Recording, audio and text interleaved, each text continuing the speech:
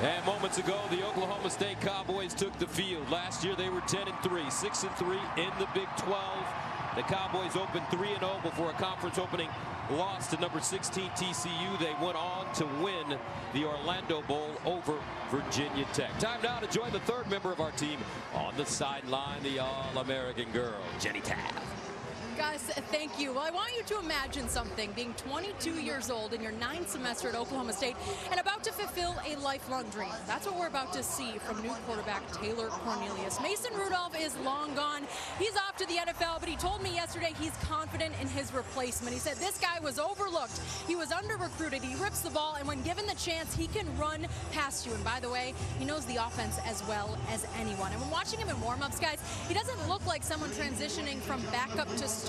He looked confident. And I also asked Justice Hill about his new quarterback. He said he's not new to us. This guy's been waiting his whole life for the opportunity. You better believe he'll take advantage of it. All right, Jenny, thank you very much. Missouri State won the toss. They deferred, so Mike Gundy's Cowboys will receive the football. And when you look at Mike Gundy, you're looking at one of the best coaches, period, in the United States of America. Couldn't agree more. 14th season, going up against Dave Steckel, and these guys know each other. They're very familiar with one another because of Dave's history in the Big 12 Conference as a defensive coordinator. So they're going to understand what this game is all about schematically. But as you put it, Mike Gundy has done one heck of a job, Gus. There is no question he's one of the more overlooked coaches in all of America.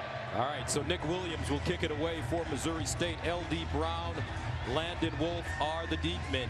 95 degrees in Stillwater as we kick this one off. We're underway. Oklahoma State taking on Missouri State. That one kicked out of the end zone. So as the Cowboys take the field with their new quarterback, 22-year-old Taylor Cornelius, what's the story when Oklahoma State has the rock? You know, they're obviously replacing a lot of talent, but this time they're doing it with a very experienced O-line and a lot of depth, led by Tevin Jenkins. He's a younger guy, just a sophomore, but probably the most talented offensive lineman that they have. On the other side of the ball, it's really about the veteran leader on defense, Jared Beshore. This is his third year starting at safety, and you know he's going to be in the crosshairs of this passing game with Taylor Cornelius at the helm. First down and 10 at the 25-yard line for the Cowboys on their opening drive. And on first down, they give it to Justice Hill, trying to get outside, and he's wrestled down at the 22. Skyler Hulse making the tackle. Well, Cornelius is doing something tonight that he hasn't done in 1,735 days. That's incredible. But I'll tell you what, he's ready. Talk to him. Knows the offense, and he's a very talented young man. Second down and 12 at the 23. And they'll hand it off to Hill. He sprints to the corner, turns the corner, gets to the 30. I thought Coach Gundy was interesting when he talked about Taylor Cornelius yesterday. And you're a great golfer, a one handicap. Coach Gundy said, you know what? Taylor's been great on the range. Yeah. But can he transfer that to the course? We'll see on Thursday.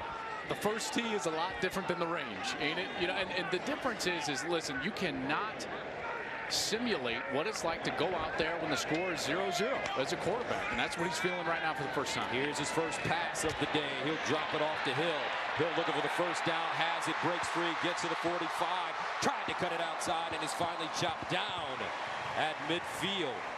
Zach Sanders making the tackle after the 21-yard reception for Justice Hill. This is what they do, moving fast after a first down. On first down, they'll run it. Hill again.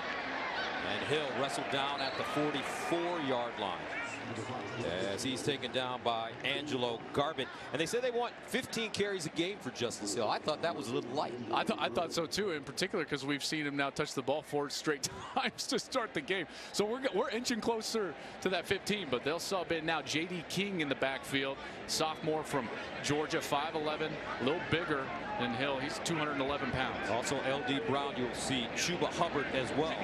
4 running backs will get action today. Here's the handoff to J.D. King, cuts it back, picks up a first down as he gets to the Missouri State 35-yard line.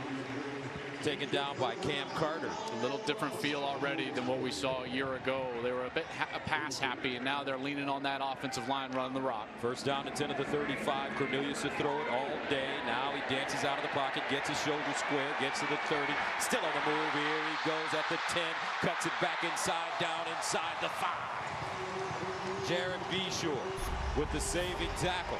This is what the difference is going to be this year for Oklahoma State, is that Cornelius has the ability to run the football outside of the pocket. 32-yard gain. They'll run it. L.D. Brown inside the tackle. And he'll lean forward. Taylor Cornelius, 6'6", 232 senior. He's from Bushland, Texas. Former walk-on. Earned a scholarship last fall. Mason Rudolph's back up the last 3 years. He's 22.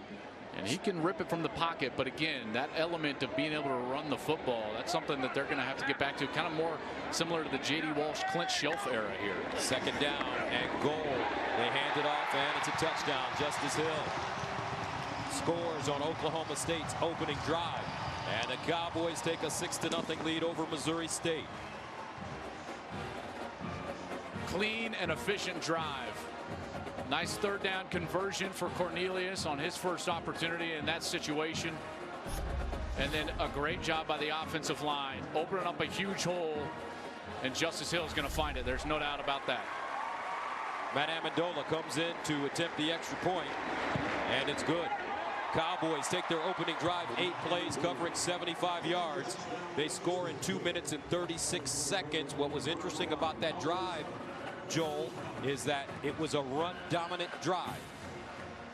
Tell you what, Mike Gundy had a quiet confidence about him yesterday, didn't he? Yes, he did. And he understood that he had a quarterback that didn't or hasn't started a lot of football games, but he understood that his system, their philosophy, his program has been built on replacing great players. They've done it in the past. This was not one pocket of success that they had in the last couple of years. Mike Gundy was confident because he knew that they had a great quality offensive line, a really good back in Justice Hill, and Cornelius was ready for his opportunity. You know, Mike Gundy has changed during the offseason. You know what? This year, the mullet's got some curl in it in the back. Yeah, I was going to say, it's a little more stylish. Yeah. Oh, look at it blowing in the wind. He's got some iced tea going on here with the mullet. He does. You know what? You need to tell him that, because he would love that. I'm sure he would. He's the type to eat that right up. Good dude. So Jake McClure will send it away. Matt Rush is the deep man for Missouri State. This one kicked deep, and it will not be returned by Rush. So the Bears will start from the 25 as their quarterback comes on the field. What's the story when Missouri State has the football? Well, Peyton Huslig is the only guy in the building that's going to challenge Mike Gundy for the best hair, and he's also an incumbent starter. He led the Bears in passing and rushing a year ago. He's just the 3rd Missouri State player to do that in their history. On the defensive side for Oklahoma State, it's a new era. Jim Knowles is a new defensive coordinator for Oklahoma State. He comes in from Duke, and on this side of the ball, they're having to replace some safeties in the back end. They're playing some younger players, and they're having to learn a new scheme. So a lot of new things happening here for the Cowboys. First down and 10 to the 25, and Missouri State throws on first down. Jason Randall with the catch out of the backfield. Looks like he has a first down as he puts it on the ground, but if he doesn't, he's very close. Missouri State 3-8 overall last year, 2-6 in the Missouri Valley Conference. On a first down after the 10-yard pickup. For those that don't know, the Missouri Valley Conference is by far the best conference in the FCS level. 5 of their teams made the playoffs last year. First and 10 of the 35. Huslig hands the ball off as the Bears try to run it right with Jason Randall. Trey Carter, who they're really excited about. Look at Carter's size, 6'3", 299. He's from Dallas. They moved him inside, and he's playing some good football dating back to the second half of last year. 4-star recruit, very talented player, and he's a guy that they think can be an anchor in the middle of that defense for him and help them, in particular in situations like that interior run game. Second down and 9 at the 36. Huslig out of the shotgun, and he'll throw it on 2nd and 9. Off his back foot and incomplete. Ball intended for Lorenzo Thomas. In the area, Malcolm Rodriguez covering for the Cowboys. And good pressure right up the middle from Jordan Brailford, and that's why the ball had to be thrown just a hair before Huslig wanted to, and the wide receiver was not able to get his eyes around to the spot. Brailford, Ted Hendricks Award preseason watch list, 2nd team all Big 12 last year. 3rd and 9 of the 36. Randall The lone setback. Hueslick will let it fly. Now he is sacked in the backfield by guess who? The man we just talked about, Trey Carter, the redshirt senior. That's exactly what they wanted to see here. And Jim Knowles, the new defensive coordinator, wanted to get more creative and more attacking, in particular with this front four. You see the stunt. The defensive tackles come all the way around the edge. You see the athleticism from the 300-pounder. Gets to the quarterback, gets him down to the ground. That's a great start here for the Cowboys. Brendan Withrow comes in to punt it away. He punted 57 times last year, averaged 41 yards. That ranked 35th nationally. He's got a career long of 70. Came in the season opener a year ago against Missouri. Dylan Stoner is the deep man. No relations to our Rob Stoner. And that ball deflected and will be downed inside the Oklahoma State 30-yard line. A 42-yard punt. Fear the mullet in Stillwater. It goes back a long way. Mike Gundy was a quarterback here. He's the most prolific coach in the history of the program. The man, the myth, the mullet.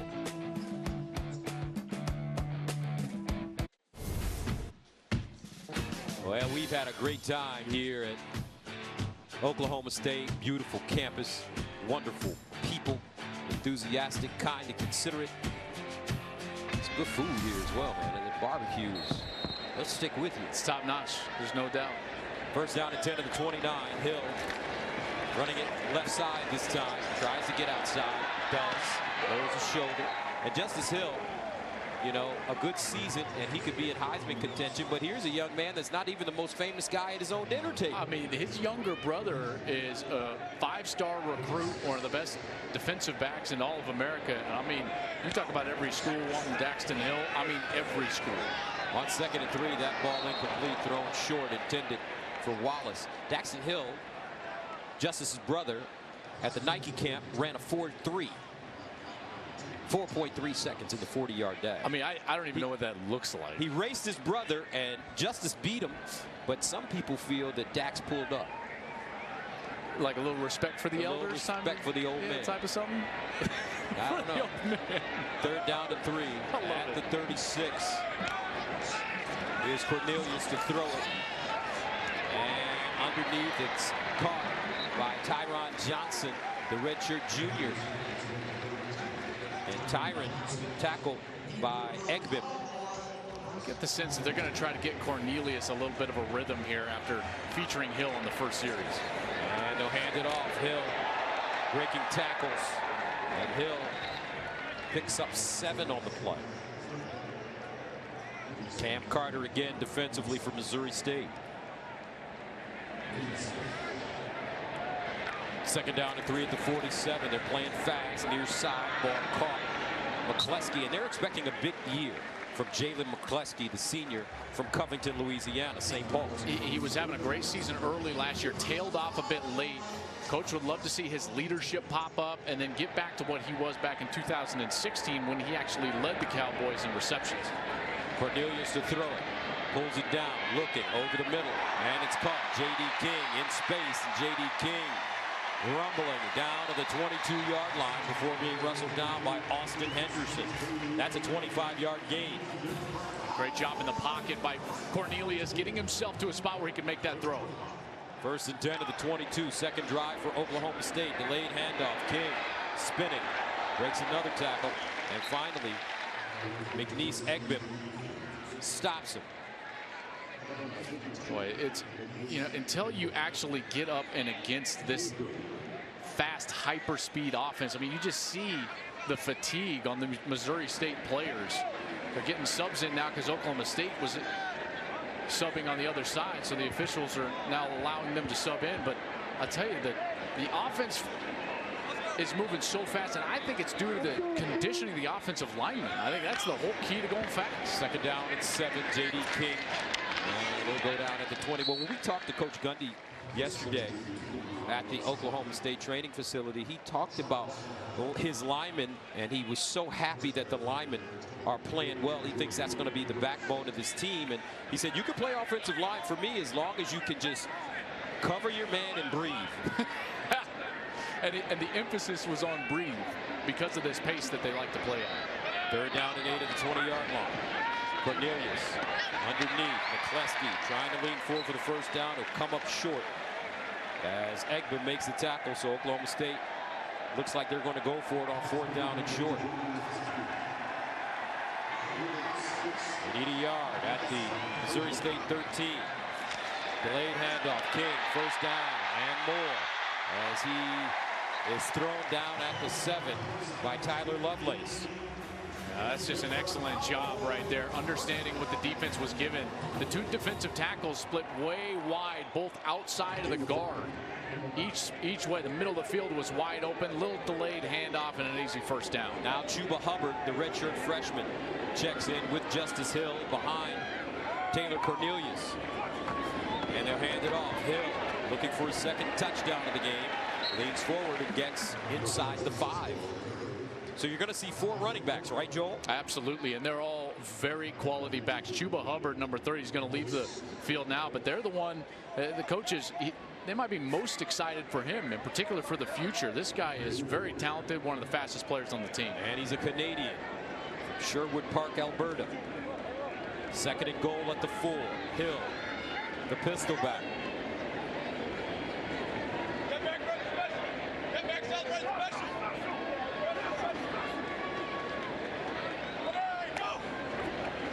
Play fake. Cornelius rolls out of the pocket, looking, decides to run it, and he'll gain a yard, maybe a yard and a half. Eric Johnson there defensively, along with Tyler Lovelace for the Bears. This is the part of the field when I feel like inexperience hurts you the most, because the precise nature and timing of the pass game, the experience on the outside and in the pocket, can create a lot of touchdowns, and Cornelius right now just doesn't quite have that, but he'll develop it soon. 3rd down and goal at the 2. Hill cuts it inside and will not get in. Well defended by Missouri State. Cam Carter, the safety, first man to him. Yeah, just a great job by Cam Carter, number 47. He's going to get himself right up into the hole. Meets Justice Hill, and Justice Hill is one of the strongest running backs you will find in America. This guy can squat 600 pounds, and Cam Carter was there and met him with authority. So Matt Amendola comes in to attempt the field goal. He's made 11 straight field goals. This one from 20 yards away. And it's good. Oklahoma State takes a 10-0 lead with 5:25 to play in the first quarter. Justice Hill off to a great beginning. Back to Stillwater right after this.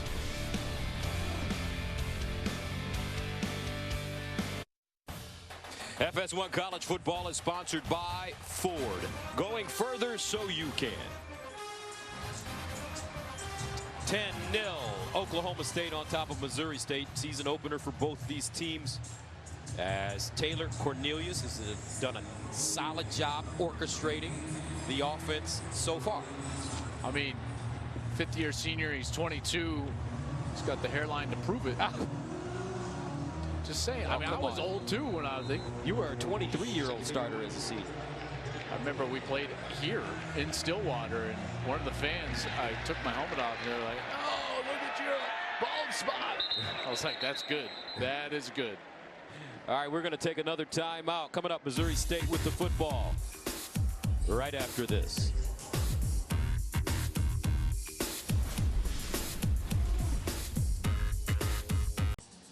In 1996, Missouri State and Oklahoma State played the first ever overtime game in Division I-A history.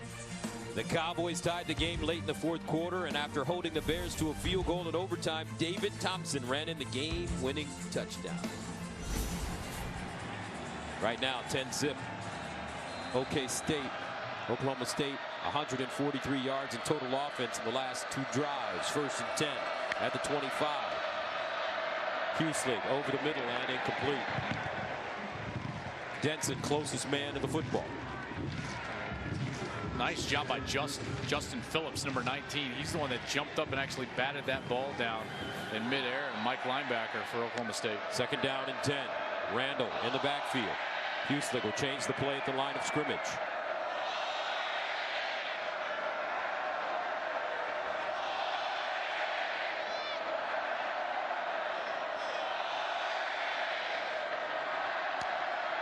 Hughley wants to throw it over the middle again, incomplete.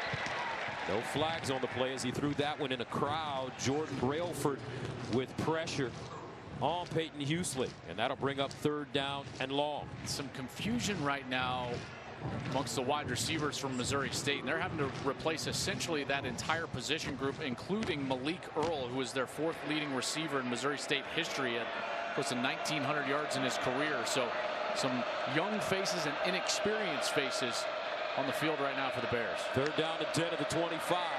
Hughley, quarterback draw, and he's caught from behind and taken down. Calvin Bundage, the junior from Edmond, Oklahoma, with the tackle.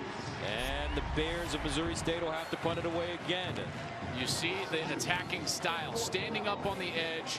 Bundage, the linebacker, just going to beat the left tackle Cole Christensen around the edge and gets to the quarterback. That type of speed is a little different than what we saw. You know, last year we didn't see the linebackers up around the line of scrimmage much, in particular at that defensive line position in a 2-point stance, standing up. And that's what Jim Knowles is going to bring to this defense. It's a little more aggressive, trying to get after the quarterback a little bit more than they have in the past. Brendan Withrow punting it away. Stoner, the deep man. He'll backpedal. Stoner from the 34 steps up with room. Flag on the play. Stoner, great return if it stands as he gets inside the Missouri State 30-yard line. But there is a flag. Looked to me like there was a block in the back. 37-yard return, but we'll see.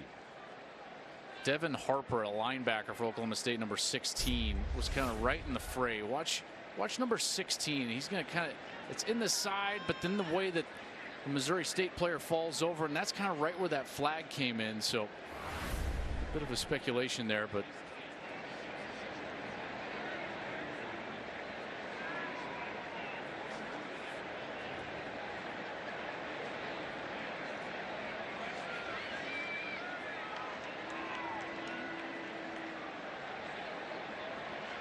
also be a hold.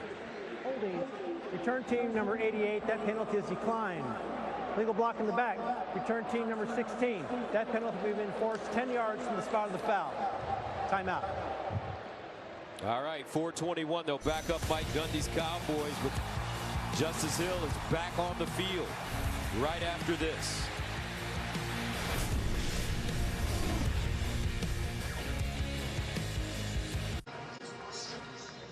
College football is back Saturday on Fox. Catch a full day's action as Lane Kiffin's Florida Atlantic faces the 7th-ranked Oklahoma Sooners. It all starts at 11:30 Eastern on Fox, or stream it on the Fox Sports app. And Coach Kiffin supposedly has some ball players down there at Florida Atlantic. Listen, they got 10 starters back on defense. They've got an All-American running back in Devin Singletary, who rushed for 1,900 yards and over 30 touchdowns. So that's going to be quite the game in Norman. On 1st down, Cowboys throwing it out wide, and this is caught by Landon Wolf, who does some nice running after the catch and picks up a 1st down as Cam Carter finally stops him. I love the story of Landon Wolf. He's a walk-on. He's worked extremely hard.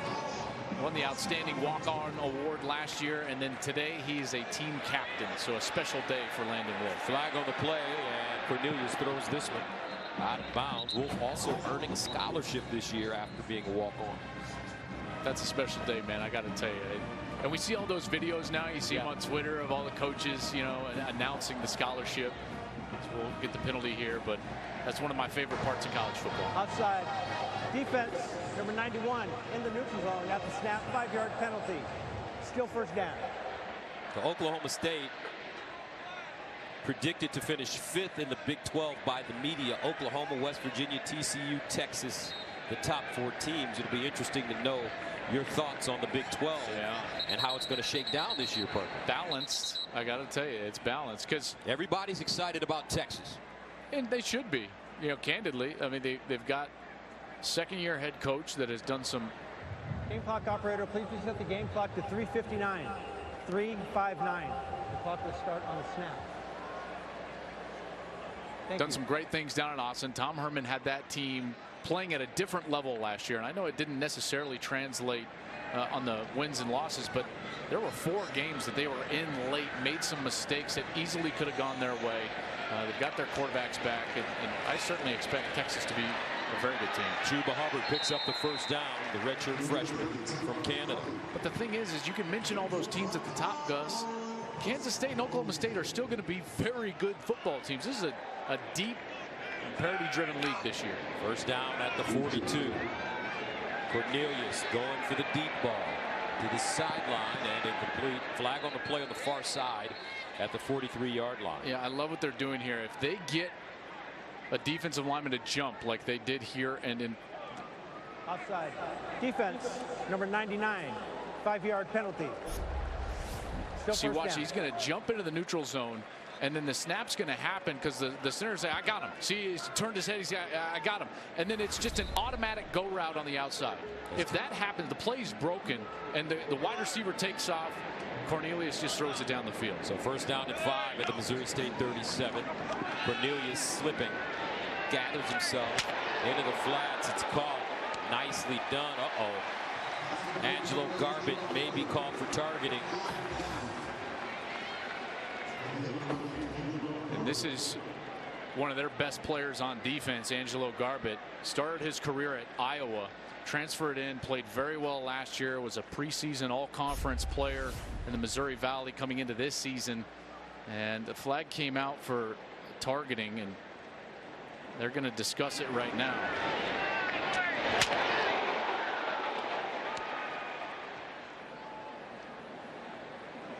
Boy, this one's going to be tough. Yeah, very tough, because listen, he's going in. We'll get the announcement. Foul. Targeting. Defense, number 8.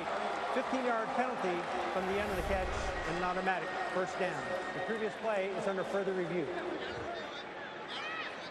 So, Gus, this is what's so hard for a defender. You know, there aren't the indicators necessarily like a launch and crown. It's not deliberate and egregious. However, there's pretty significant helmet-to-helmet contact on this last play, and by the letter of the law, this is likely going to be upheld.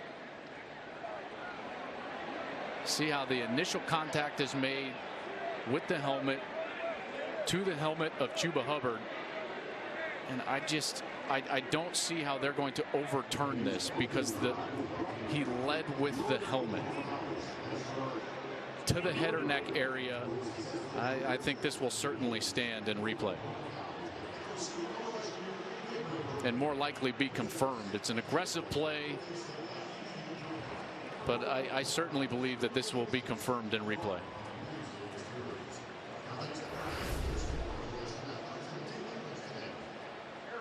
Our Dean Blandino, our rules analyst, is with us now. Dean, can you hear us, and what are your thoughts, if you can? Yeah, I can hear you guys. I'm with you. I think this is going to be tough to overturn. You're looking for an indicator. There is a slight dip of the head. Does he attack with that helmet to make contact in the head neck area? It looks like there are enough elements of targeting and not enough evidence to overturn this.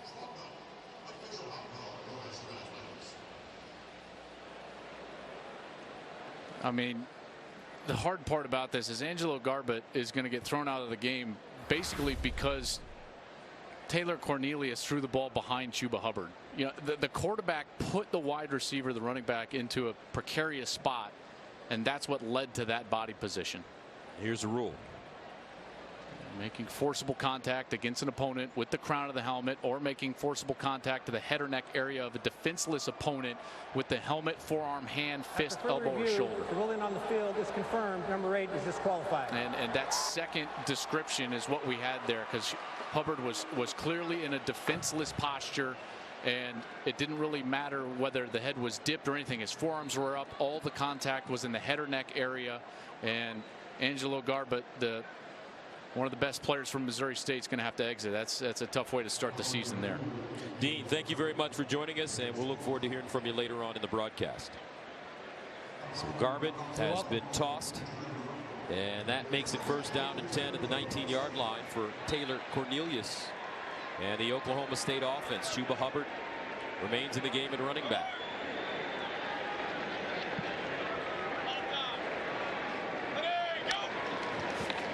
Cornelius on the play fake. Underneath. Caught. And down at the 5. Landon Wolf found a soft spot. Cradles it. And Wolf will pick up 11 yards on the play. Oklahoma State quickly back to the line of scrimmage, and it's Hubbard. Gain a few, about 3. I really like just the entire element of the way Cornelius has played so far, because he's been accurate with the ball across the middle. You know, those are the tough passes. Sure, on the outside to Hubbard, he threw a little bit behind him. He's been pretty accurate over the middle of the field. Second down and goal at the 5. Cornelius, the fade in the corner. Incomplete. Intended for Wallace. Looks like he just couldn't get a foot in bounds. Boy, Tylan Wallace, too. He is a gifted player, number 2. He was a true freshman that earned playing time, even with that deep core of wide receivers. Clearly, that first foot that comes down to the ground is on the white line. So excellent call by the official there, but an excellent job by Tylan Wallace to go up and even get that ball. Good coverage from Missouri State. Third down and goal at the 5. McCleskey lines up in the slot at the top of your screen. Justice Hill back in the game. And they'll run the reverse. McCleskey. Touchdown.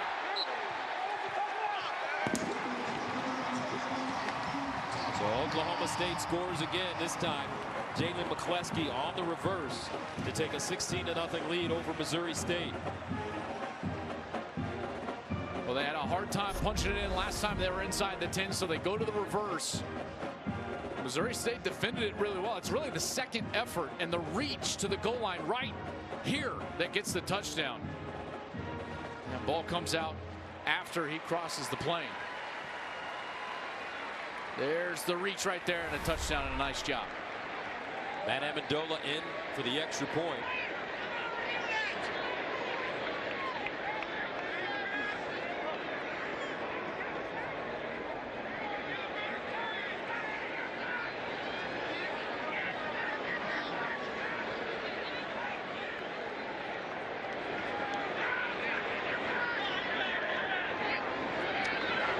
And it's good.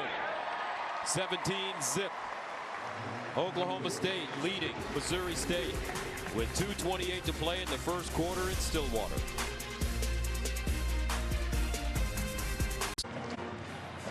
Jalen McCleskey records his first career rushing touchdown on the reverse. And Oklahoma State takes a 17-0 lead over Missouri State. And quality drives here from this offense, getting their quarterback, getting his feet wet as a starter, first start in his career, 5th-year senior, and boy, his supporting cast has really played well so far. In particular, Justice Hill, but the wide receivers has done a nice job getting open, catching the ball, and then finding the end zone. Jake McClure sends it away. Matt Rush is the deep man. And Rush will take a knee, and the Bears will start at the 25. Always kind of interesting when you're an older quarterback like Taylor Cornelius. You're 22 years old. I know you were 23 as a starter. Your senior year, you were 21 as a freshman coming from playing minor league baseball. What's the impact in the locker room with the younger guys? Some of these kids are 17. It can be tough. I mean, it sounds crazy, but that's almost a generational gap. You know, a 17, 18-year-old and a 23, 22-year-old, just because of the life lived and the maturity that you gain in those first few years of college or doing whatever it is after high school. So it's a difficult thing, there's no doubt. Houston runs it himself as he crosses the line of scrimmage and picks up a couple. I can remember. So you didn't have anybody to hang out with because you were an old man as soon as you stepped on campus. That's true. That's true. And I can remember my senior year, freshmen would come up to me and they would, with a straight face, be like, so is it true? Are you like 30 years old? And I'd be like, come on, man. It didn't help that I was married and had bought a house. So that didn't help. Second down and 8 to the beautiful Sarah. Here's Jeremiah Wilson. As Trey Carter makes the tackle. So you had a house as a quarterback? I guess that came from minor league baseball. That's right. You got to invest in real estate. That's right. Then I had some teammates to help me pay the rent.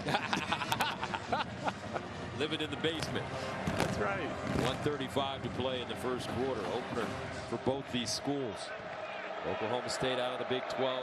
Missouri State out of the Missouri Valley Conference. 3rd and 4th to 31. Husling, empty backfield, looking for first down. Incomplete.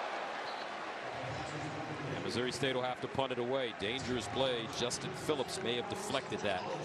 Got a hand on it. And I've been really impressed with Justin Phillips, mainly in pass coverage. You know, obviously Missouri State's not threatening here in the run game, but watching Justin Phillips and the ground that he's covering from his linebacker spot. Now that's twice tonight that we've seen him get his mitts on the football and basically bat it away, and that's a heck of a job. That position is so important to this new defense because they're going to run a new, what is called a 4-2-5. Only 2 linebackers, which means they got a lot of ground to cover, and he's done that tonight. Stoner, the deep man. Lets this one bounce in front of him, and it takes a Missouri State bounce all the way down to the 5-yard line. A 64-yard punt.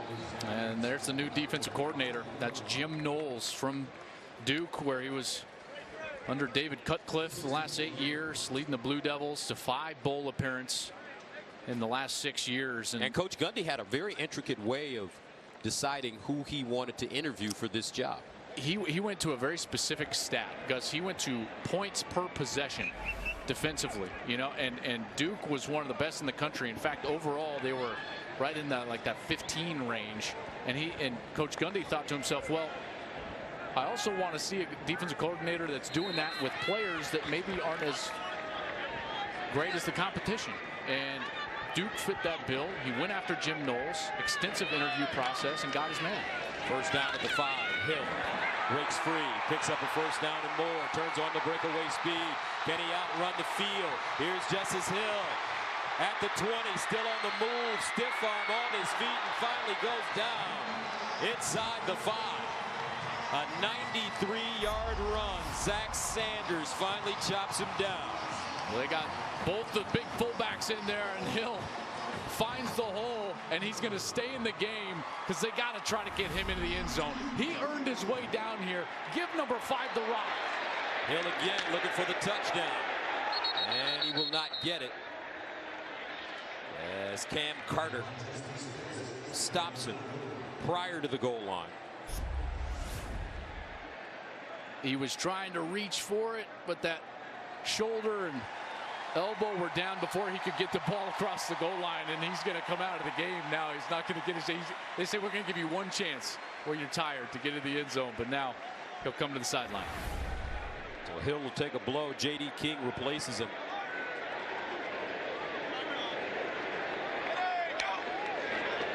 King. Oh, and he's wrapped up and dropped by Jordan Wilkes. Woo.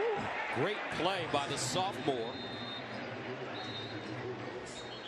And that'll take us to the end of the first quarter.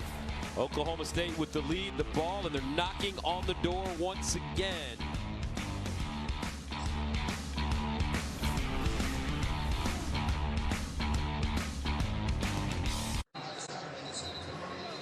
Oklahoma State deep in Missouri State territory with a 17-0 lead.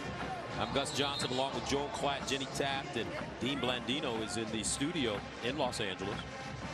We're in Stillwater, Oklahoma, and we get an opportunity to spend some good quality time here in the state of Oklahoma. We'll leave tonight, head to Norman to do the Florida Atlantic Oklahoma game. I'm looking forward to seeing Tyler Murray and what he's going to do. Yeah, you know, Kyler is a guy that's maybe trying to fill the biggest shoes in all of college football as Baker Mayfield departs to the NFL. Cornelius drops it off, and that's a touchdown for Oklahoma State. Fine Feyuiaki. That was really good, man. Sione Fine Feyuiaki with the score. You're in midseason form. I'm ready for Utah and BYU. No, you're not. No, don't say that. That's like, whoo, my goodness. Well, that's what running the ball successfully will do for you. You know, on those little play actions, you can just slip the fullback right out into the flat, and they're virtually uncovered. That's an easy touchdown for Oklahoma State. great play call there from Mike Yurchich, the offensive coordinator. Cowboys take a 24-0 lead. You went after it too, man. You were proud of it. I was proud. I am proud of that one. I wish we had a Remember camera when we up here. did when was it? Last year we did the 2 years ago. BYU Utah game with all the great goodness. Samoan players. Oh my goodness. I remember it well.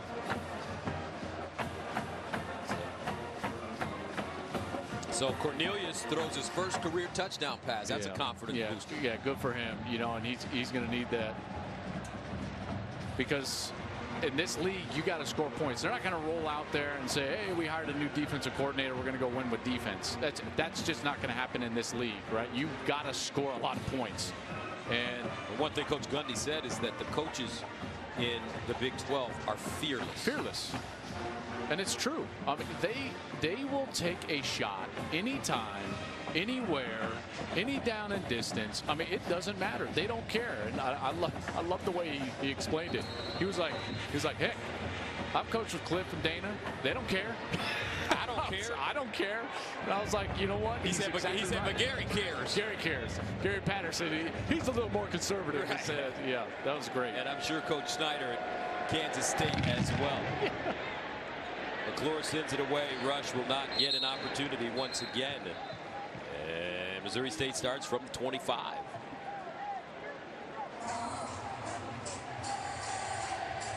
So Peyton Huslick comes back on the field trying to figure out how to get this Missouri State offense rolling. Well, if they're not going to be able to block this front four for Oklahoma State, then it's just going to continue to be a long night, because that front four has dominated Missouri State up front. And Missouri State, quite frankly, the experience and quality of their offense was up front in their offensive line. First down and 10 at the 25, and a fumble covered up by the Bears.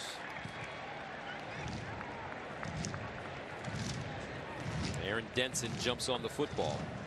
That snap was just off to the side, outside of the hip of Huslick, and he just could not bring it back in. Just maddening for a coach, that center quarterback exchange. You take it for granted, but when the ball hits the ground, it's just a non-starter. Second down and 18 at the 17-yard line for Missouri State. Huslick runs the option now. Tries to turn it up. Slowed down. And has that one ripped out of his hands, and it's a fumble. Edison Magruder strips it and covers it up, and Oklahoma State has the football again. Kenneth and Edison Magruder, the senior from Houston. He's one of the new safeties, a veteran player, but hasn't played a ton of football for them. They're trying to replace a couple of very quality safeties. And Edison Magruder, he's aggressive. He's 220 pounds. He's going to play one of these, what's kind of a lower safety, almost like a strong safety. He was very close to see whether Huslick's knee was actually down, but Magruder did exactly the right thing. Edison Magruder, as soon as that ball carrier is held up, he starts ripping at the football, and it sure looked like it was coming loose before the knee of Huslick hit the ground. This will be a much better look. Yeah, absolutely. That ball is coming loose. He is ripping at that hand before that knee touches the turf. So under Coach Knowles, this Oklahoma State team wants to be more aggressive. They, in a sense, it feels like they want to play defense like their offense plays, a little quicker, a little faster. Yeah, that's a great way to put it. First down and 10 at the 16. Cornelius looking for his second touchdown pass, incomplete. That one thrown high, intended for Dylan Stoner. And that's a really specific pass. Okay, when you're trying to throw a kind of a corner route down in here inside the red zone, that ball has got to be on the frame of the wide receiver. You got to drive it in there. Cornelius pump fake, looks over the middle, throws off his back foot, and it's intercepted. It looks like the interception is to Zach Sanders. First mistake of the game for Taylor Cornelius, and Missouri State has the football. Well, when you throw off your back foot, this is what happens. This is part of the learning curve, and this is why Coach Gundy told us, hey, listen, Taylor's going to go out there and make mistakes, and he just did right there. First turnover of the game. Missouri State with the football. Back to Stillwater after this.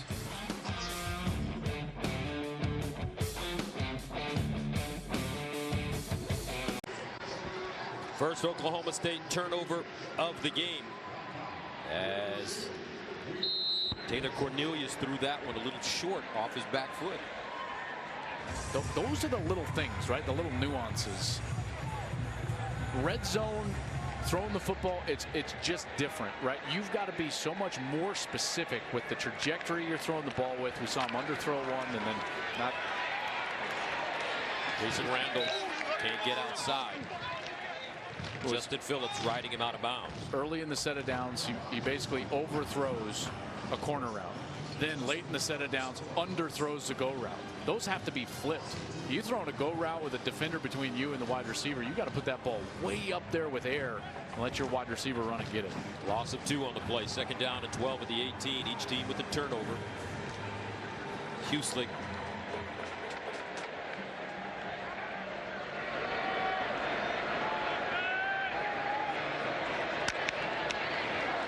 And Huslick pulls it out.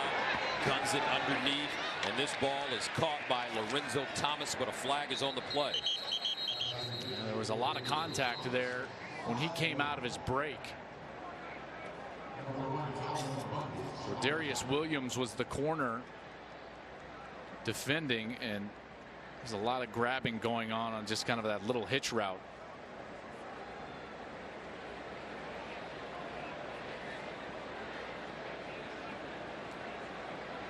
Boy, a lot of discussion for these little small fouls. First game for everybody, including the officials. So they're going to go offensive here. Pass interference, offense, number 84, half the distance to the goal, still 2nd down. No, that's a poor judgment by the officials there. That's, if anything, that should have been defensive, because the corner came up and basically put his arms around the wide receiver. You didn't even get an extension from the wide receiver to separate there. So I'm certainly siding with Lorenzo Thomas there. That should have been defensive pass interference on Rodarius Williams, if anything. A lot of contact both directions there. So poor job right there of officiating that play. 2nd down and 21 of the 9.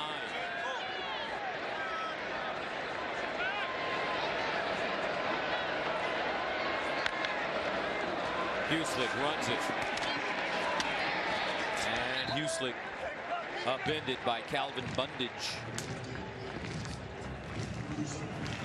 Bundage, also a senior. Got some veterans up there in that front 7. Got 6 seniors that get a lot of time up there in the rotation, and Bundage and Justin Phillips have played very well at the 2 linebacker spots. Tell you what, if you want to play professional football, Oklahoma State's good. I mean, they just time and time out send player. Trey Flowers, sure, maybe the man to start in Seattle. They fire it down the field, and it's incomplete.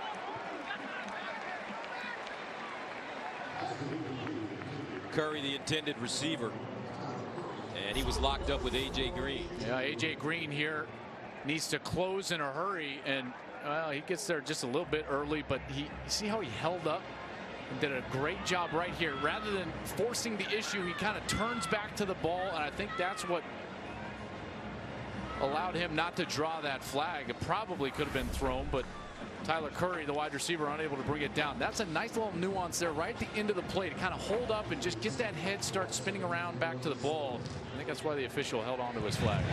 With throw, 4th punt of the game. Stoner, the deep man, will pick it up inside his own 30, looking for room, and is wrestled down on special teams, but there is a flag on the play. Get another block in the back here. This time it was Kima Sivaran, the corner, backup corner, number 5. He's coming down right here, and he's going to get the block in the back right in front of the official, puts his hands on him, the flag comes out.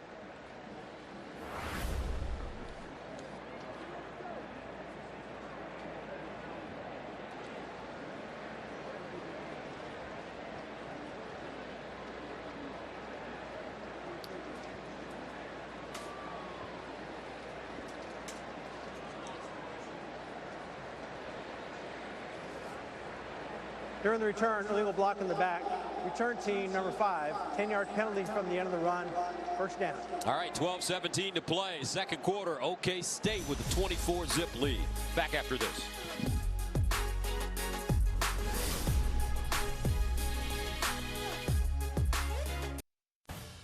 FS1 College Football is sponsored by Ice Cold Dr. Pepper, the official drink of Fansville. 12 minutes and 17 seconds remaining here in the second quarter. Oklahoma State with a 24-0 lead as Taylor Cornelius making his first career start, 3-year backup. Mason Rudolph, who is now with the Pittsburgh Steelers after being selected in the 3rd round. James Washington there as well in Pittsburgh, playing for Mike Tomlin. First down and 10 at the 20-yard line. Play fake. Cornelius under pressure. Throws down the field and almost intercepted again. Matt Rush breaks it up, had both hands on the football. Could have been another pick. There's a couple of things as a quarterback that you can never do. One of those is throw the ball late over the middle. And that's exactly what Cornelius tries to do. He also tried to do that off of his back foot, and it was woefully underthrown. These are lessons that he's going to have to learn. I feel like right now he's forcing the issue a little bit. He's had a nice night, 9 of 14 with a touchdown, but some of these mistakes are rearing their head. Second down and 10. He'll swing it out. L.D. Brown gets his shoulders square. I was thinking about James Washington. I've been looking at Pittsburgh a little bit during the preseason. James Washington, Juju Smith-Schuster, Antonio Brown, and Le'Veon Bell. I don't think Pittsburgh is going to be coverable. Tell you, well, they got a lot of fans here. They don't really know. As they throw it down the field, incomplete. They don't really know what James Washington is capable of doing yet. He's had a very good preseason. Yes, and he's had a couple of those catches that we've seen him have here at the college level, and certainly all the Cowboy fans have seen over the last couple of years, where he goes down the field, and even though he's not the tallest wide receiver you've ever seen, he is unbelievable in those 50-50 situations, and he has shown that there in Pittsburgh, and certainly going to make them better. They say Rudolph has a chance to beat out Landry Jones for the number 2 spot behind Ben Roethlisberger. On 4th down, Oklahoma State punting it away. Matt Rush is the deep man as Hockett sends it to the far side, and Rush has the fair catch at the 30. 11:40 to play, second quarter, 24-0. Well, now another opportunity here for this defense to continue to get reps and continue to try to be aggressive against Missouri State. These are invaluable reps. As take a look at the total yards. Missouri State have only mustered 2 yards so far in this game. And I'm very impressed with this Cowboys defense, because they are playing fast and aggressive right now. And they are certainly, I would think, bigger and more physical in their defensive line. First down and 10 at the 30 for Missouri State. Hueslick bobbles the snap underneath, caught, first down. Jordan Murray with the reception. So Glenn Spencer is out as the offensive coordinator for the Cowboys. Gave up over 30 points and 400 yards a game last season. Coach Knowles comes in with a different philosophy, coming from Duke. The 5th defensive coordinator for Mike Gundy. First and 10 at the 41. Hueslick over the middle again, and once again it's caught, and another first down. Jordan Murray. Now what they're not getting right now is getting tested with the tempo and speed of a Big 12 offense, but you're seeing some of those holes in the interior of the pass game, kind of off the slot, those slants that Missouri State now has found a bit of an opening, and they're trying to exploit it here. First down at the 46. Jeremiah Wilson, number 5, checks in at running back for the Bears.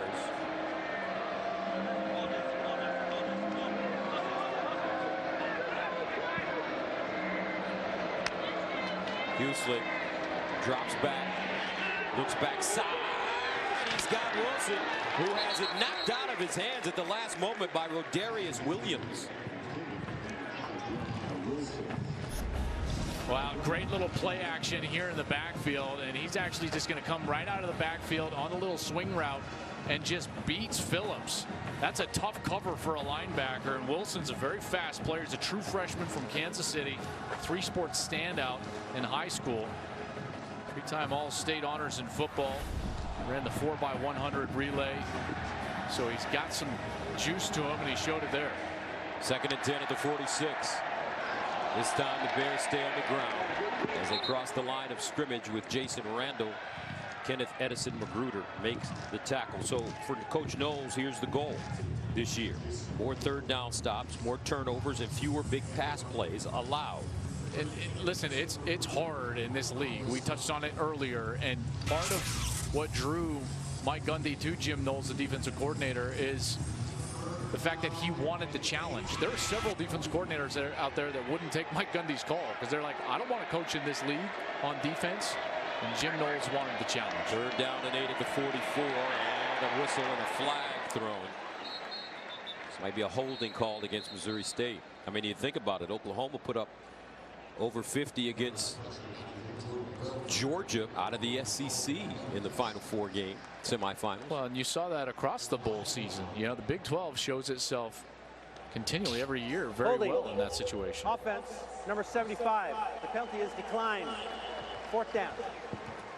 Cole Christensen, a senior left tackle. Bottom of your screen, he's going against Calvin Bundage. That's that set with the linebacker. He goes down and he tries to work in a pass rush situation on the tackle, and that's just an incredibly difficult job for an offensive tackle, is to line up against a 215-pound linebacker who's got some speed and try to stop him from getting around the edge. Fifth punt for Brendan Withrow as he stands at his own 41. Dylan Stoner is the deep man, number 17 for Oklahoma State. Angles this one toward the corner, and it goes into the end zone for a touchback. 9:41 to play, second quarter. Cowboys back on offense when we return.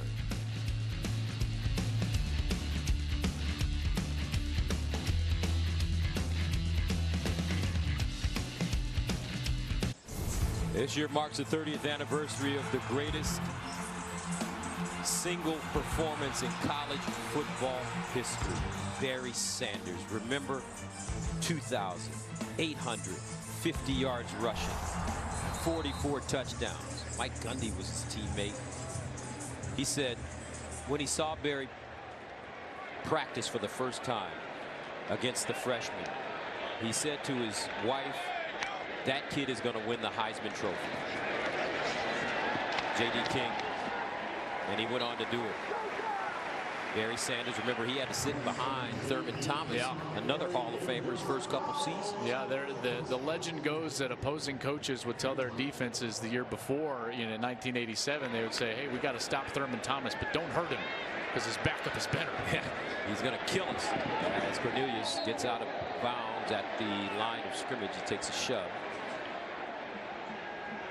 And Barry didn't play basically in any fourth quarters because they were so good that year. Except against Nebraska and Oklahoma. Yeah, I mean, basically 2 times. So Mike Gundy thinks he could have easily gotten to 3,400 yards if he would have played in those fourth quarters. Mike Gundy, terrific college quarterback in his own right. Second and 10 at the 32. Cornelius, nice throw on the move. And that's caught by Tyron Johnson, the redshirt junior from New Orleans. Yeah, and Cornelius has got to settle in here. He started this game 8 for 9, but he's just 2 of 7 since with an interception. That's including that last completion. So he's got to settle himself down here. Third down and 1. Cowboys looking for the first down, and they have it. J.D. King. Tell you one thing about Mike Gundy.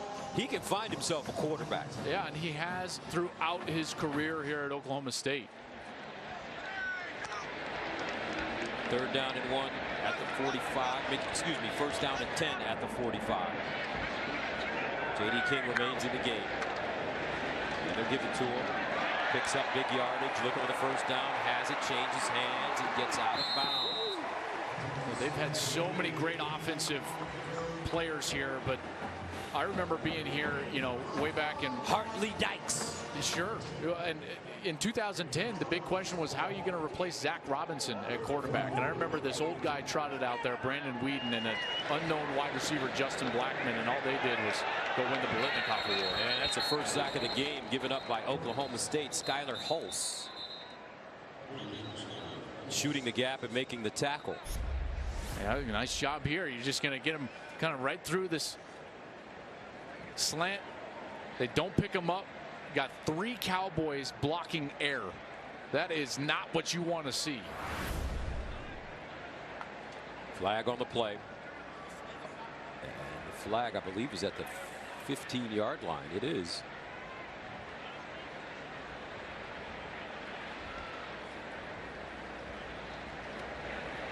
There was no foul for legal substitution on the defense. There were 11 players on the field. Second down. So they'll pick it up.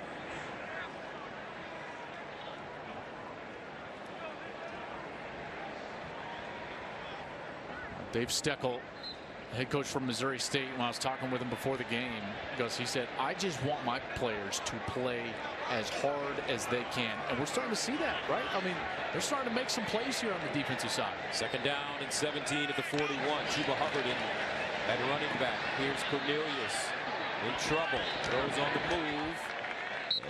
And it's caught at the 30-yard line by Wallace. I think this guy, Tylan Wallace, I think he's got a chance to be kind of the next great wide receiver here for Oklahoma State in a long lineage of fantastic wide receivers to come out of this program. Lackman, Bryant, Hartley Dykes. Underneath, once again, it's Wallace. Last year, James Washington, 8 men. The guys that can really get up there and catch that football. Yeah, and I think Tylan's got that ability. He's got some electric offensive skills. First down at the 18. And they'll run it with Chuba Hubbard. W. McCord. Touchdown. Tylan Wallace.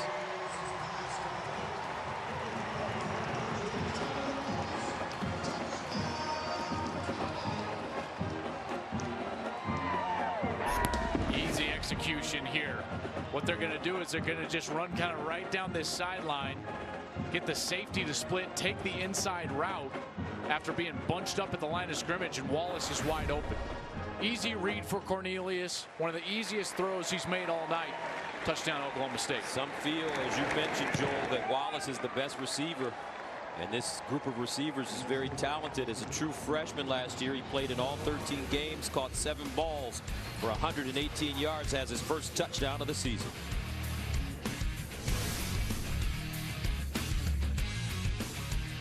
In college. Coming up on the State Farm halftime, the Jimbo Fisher era begins at Texas A&M. We show you the highlights from an early Big Ten West showdown and hear how number 13 Stanford gets set for a little revenge tomorrow night. Gus, Joel, back to you guys. All right, Rob. I don't know, man. Rob Stone looks like he got back from Russia. He's been in the weight room. I tell you what.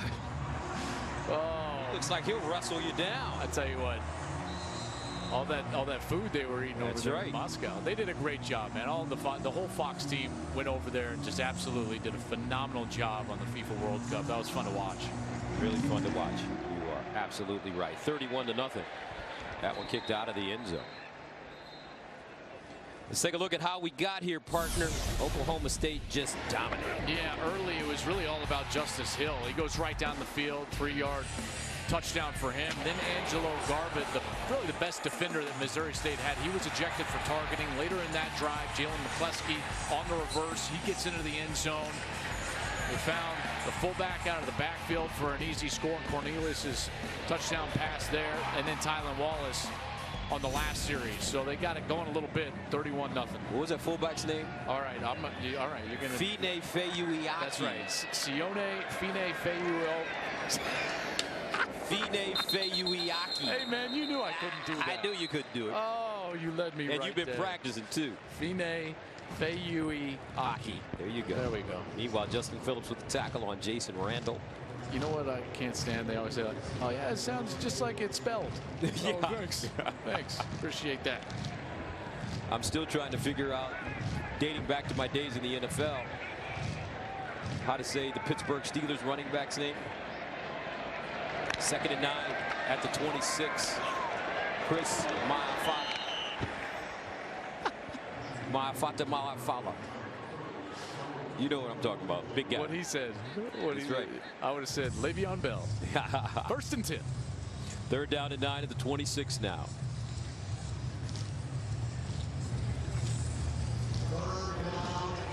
5:59 to play in the second quarter. Huslick, 3 of 11, 34 yards.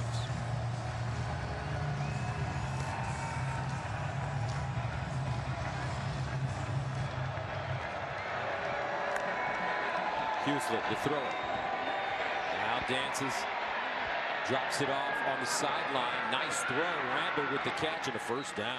Yeah, that was an excellent job by Huslick. You talk about keeping your eyes down the field with pressure around you. He had to escape out of the pocket to his left. He's trying to get the ball down to his wide receiver, and you got to credit the running back Jason Rando, who continued on his route and was available there for the outlet. That's a heck of a play right there. 13-yard gain. First down and 10, Missouri State.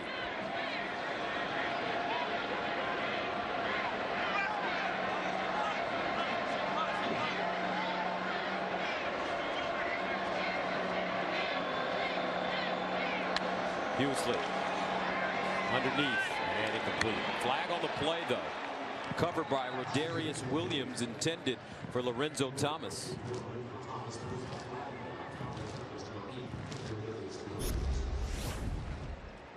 Well, they've been playing with a lot of contact on the outside. And there you see Williams had that left hand and he just grabbed Lorenzo Thomas right off the line of scrimmage. Prior to the pass, holding defense, number 8, 10-yard penalty and an automatic first down. Oklahoma State concerned because they lost 2 terrific safeties, Ramon Richards and Trey Flowers. But they feel that their defensive backs partner got some experience last year, and they could be another strong part of this team. Well, and the corners are back. A.J. Green, Rodarius Williams, they played a lot of snaps, and basically they had to be out there at all times because they had very little depth at corner. Now they've got a little bit of a rotation. They feel like they can keep those players more fresh and they can play more aggressive, and we're certainly seeing that tonight. And here's the action, the pitch out wide, and they go to Denson. Aaron Denson dropped, and he may be hurt. Mwaniki with the tackle. Well, this is what the quarterback has got to absorb when he's going to run the option. First, he's got to make the defender commit, and then you got to absorb the hit. I always hated the coaching point. They said, pitch it and then absorb the hit. I'm like, you come absorb the hit. My goodness. Sometimes there's some big defensive ends right there. Edison Magruder there, 220 pounds, was meeting Huslick rudely on the outside. 2nd and 7 to the 48. Low snap. He'll run it. Huslick looking for the first down, dives forward and has it in front of Calvin Bundage. I'm impressed with Huslick on this drive, right? I mean, he showed some toughness. He's shown some guts. He did an excellent job getting out of the pocket earlier, finding a completion to his running back. He runs the option incredibly well, making the defender commit before he pitches the ball, gains some positive yards, and then a nice run there that moves the chains, and now they're in positive territory here. Huslick with a 7-yard pickup. First down at the Oklahoma State 41. Best drive of the night so far. Over the middle. That one thrown a tad high. Intended for Tyler Curry. There's one of the young safeties, Malcolm Rodriguez, in coverage. Number 20, sophomore, and they're expecting big things from him. He won 3 state championships in high school. He's a converted quarterback. They feel like he understands the game really well because of that background as a quarterback. And they're going to need him to play really well this season if this scheme is going to have some success. 2nd and 10 at the 41. Huslick sprints out of the pocket, turns it up, and he'll be lucky to gain a half-yard on the play. Jarrell Owens, the redshirt senior from Palestine, Texas, first man to him. Well, this defensive front was dominant early, but gotten a little bit tired on this series. 7 plays now, upwards of 3 minutes on the field. 3rd down and 9 at the 40. Oklahoma State showing blitz and some movement up front.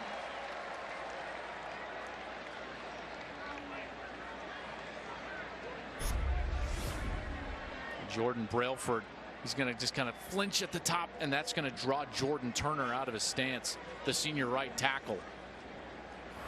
I don't think Brelford entered the neutral zone, so I think that this is going to have to stay on the false start side of things. Now, if he were to enter the neutral zone and then that draws the false start, you could then call the offside. And that's why they're taking so long to discuss this.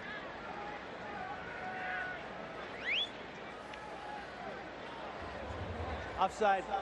Defense, number 94, entered the neutral zone, causes the offense to move. 5-yard penalty, still third down. All right, let's take a look at that. I might have been wrong that he was across the neutral zone. Did he cross the 40-yard line? I guess, yeah, just his toe barely did. And that's why they got him for the offside. But that's the line of demarcation, right? If you get that movement, and that's why the offensive line jumps, then they're going to call it on the defense. Brelford, another one of those Booker T. Washington prospects out of Tulsa, Oklahoma. Third down and 4. Hueslig with the first down and more. Still running. Gets to the 10 and finally chopped down at the 5. This kid's tough. Waniki with the tackle after a 29-yard gain. And you get the sense that this team, you get the sense they're starting to believe in this guy, right? The incumbent starter, he's got a drive going now, and he's done it through grit and toughness. That's an excellent run on third down to keep this drive alive, helped out by that offside on the previous play. Let's see if they can punch it in. 3 100-yard rushing games and 3 200-yard passing games a season ago. Honorable mention, all Missouri Valley. First and goal at the Oklahoma State 6. Randall, no, they throw it in the back of the end zone. Touchdown, Jordan Murray. And Missouri State is on the board. What a great fake from Hueslig and Jordan Murray. Jordan Murray does a great job of selling the run before he gets out into the play. Watch him, he's going to come all the way down, and then he's going to go out into the corner. There's their sell. Fake. Now he's into the corner of the end zone. Hueslig does a great job of letting it go into the corner high with air so the defense can't get there. What an excellent drive there for Missouri State. 9 plays covering 75 yards. And the Bears eat up 3 minutes and 55 seconds. Parker Lucina in for the extra point, and it's good. So Missouri State with 2:42 remaining in the first half, finally getting on the board. Their quarterback, Peyton Hueslig, leading the way. He's a tough guy.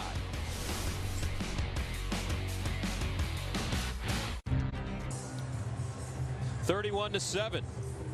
Missouri State finally scoring. Jordan Murray, the freshman from Lee Summit, Missouri, with his first touchdown of the season. And we take a look at the drive. The last drive, 9 plays covering 75 yards. You see the Bears starting to get a little confidence on the road now. Yeah, and the quarterback gaining some confidence. Dave Steckel, the head coach, he told me this week, he said, Joel, whether it shows up on the scoreboard or not, we are a better team than we were a year ago. I think that series proves it. And more importantly, Gus, it proves it to the players themselves. Sometimes you got to gain that confidence as a player to go out there and face the schedule that they're going to face, because it's one of the toughest schedules in all of the FCS division because of that conference. Let's go downstairs to Jenny Taft.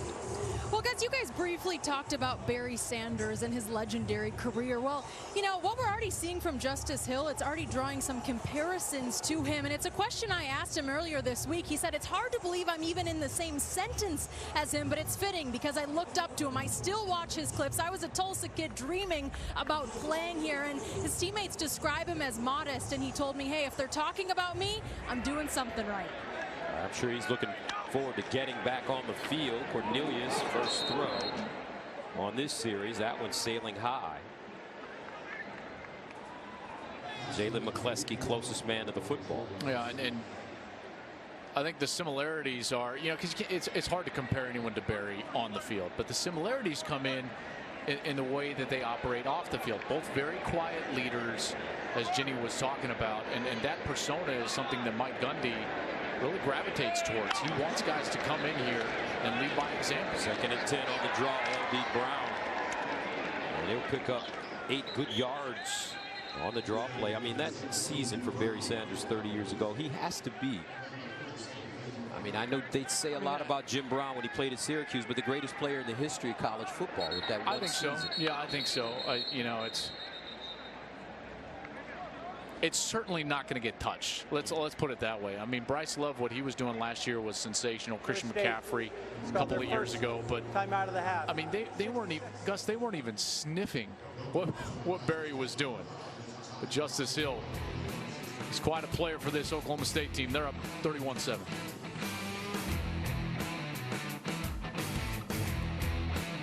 Here's your. And don't forget, coming up at the half, Rob Stone, Dave Wannstedt, Matt Leinart, and Robert Smith are standing by with the State Farm halftime show. A lot of stuff to talk about. Jimbo Fisher makes his debut as the head ball coach at Texas A&M. They're down and 1 at the 34. L.D. Brown offset back. Cornelius. They give it to him. Looking for the first down, and he has it. What do you think of Texas A&M going into SEC play with the new coach? Well, candidly, you know, Texas A&M is who they have been for a long time. Cornelius with time. Bounces out of the pocket, throws. And incomplete, a flag on the play. And a lot of contact there down the field. Wallace, the intended receiver. Darius Joseph was in coverage. Junior from Oklahoma City. Number 2, he's been a 2-year starter at cornerback and all Missouri Valley Conference player, but just way too much contact there. The only question is if Tylan Wallace pushed off to gain the separation initially, but I didn't see much. There was definitely a tug of that jersey. Defense, number 2, 15-yard penalty and an automatic first down. And you were talking about Texas A&M. Yeah, so the deal with Texas A&M is the Johnny Manziel year, I think, overinflated the Aggies for all of us. Because if you look at the data suggests, I'm such a nerd, the last 4 years in the Big 12, the Texas A&M Aggies, they were 15 and 19 in conference play. In the last 4 years in the SEC, they're 15 and 17. So, you know, that's kind of what their program is right now. Maybe it'll turn around. Jimbo Fisher is certainly a great coach. We'll see if it happens. L.D. Brown trying to get outside and will go down hard. Sure, tough division to proclaim that you're going to go out and win a national championship. Last time I checked, they got to play Alabama every year. That's right. 2nd and 7 to the 46. Far side throw caught by McCleskey as he gets out of bounds. And we were talking to Coach Gundy yesterday, and the big difference quite often when you look at Alabama, Georgia, Clemson is the defensive lineman. Yeah, I think it's the biggest difference. The quality and the NFL caliber of defensive line that those programs put out is staggering. It allows them to be so dominant. And Coach Gundy was criticized by his athletic director during the offseason for not getting the 4-star and 5-star recruits. And it's just a difficult situation to get those big-time linemen to come to Stillwater. You got to want to be here, according to Coach Gundy. Well, and candidly, they're not local.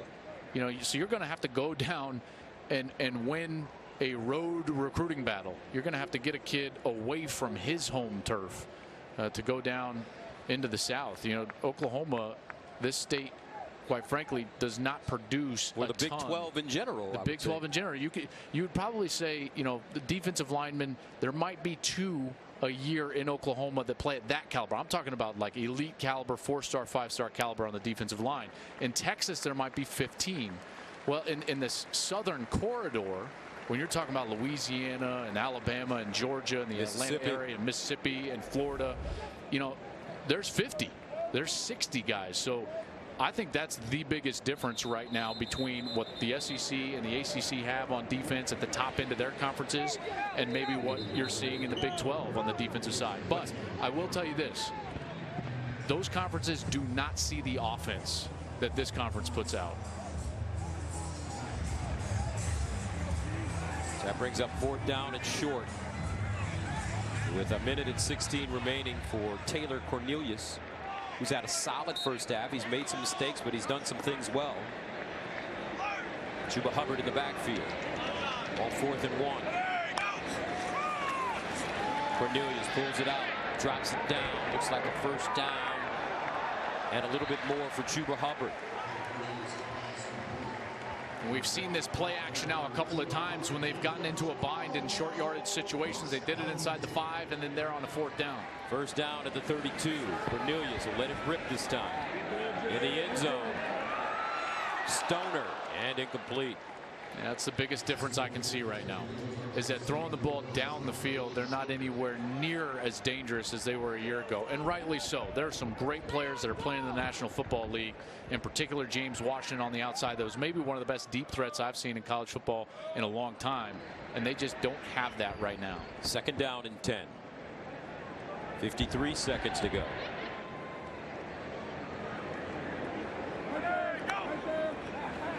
Pump fake. Cornelius in the flats. He has his man Wallace. Wallace puts it on the ground. Looks like his knee was down before the ball came out. The referees will decide.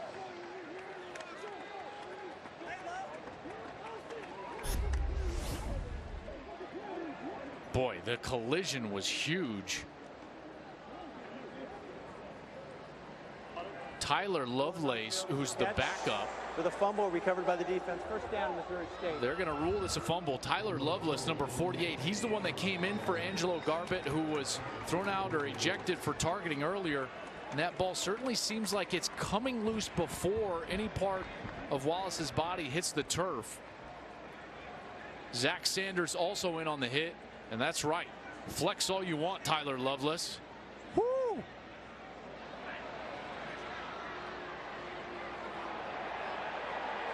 Well, that's an interesting look right there. So you have left elbow, Gus. Still looked like it was coming out, even though his left elbow was down.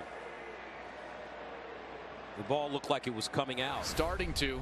Call on the field, fumble. Going to be nearly, if not virtually impossible to overturn that. The previous play is under further review. The ruling on the field was a catch with a fumble prior to the runner being down. Well, they're flying around. You know, this team, Dave Steckel wanted them to play fast, play hard, and they're certainly doing it. Austin Henderson, number 22, he was the third man in there, and he was the one that was actually kind of contacting the ball. Watch 22. So there's Lovelace. He gets the big hit. You got 26. That's Zach Sanders. And then 22, he comes in, and see how his body is the one that hits the right arm. That's a tough call. Blandino joins us. Dean, your thoughts on this play? This is a tough call. Remember, it has to jump out if you're going to overturn it. The issue is that ball starting to come loose before that left elbow hits. To me, this is too close to change. They ruled fumble. The ruling on the field should stand here.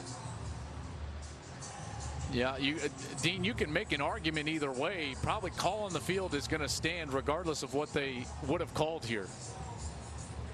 Yeah, there are going to be those plays where it's just that close. And again, it's got to be clear and obvious to overturn it. So had they ruled down, I think they stay with it. And here they rule fumble. I think they have to stay with it. There's the collision. That's real time. You know, we're slowing it down frame by frame for you and picking apart. You can see how difficult that call is. Real time on the field for these officials.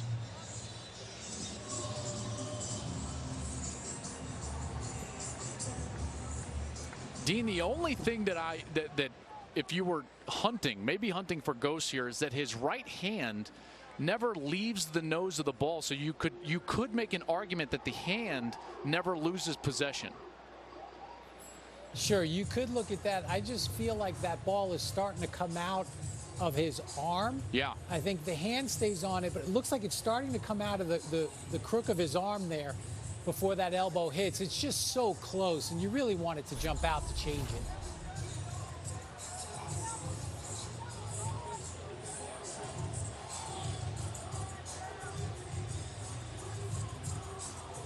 Bang, bang play. Very close to call.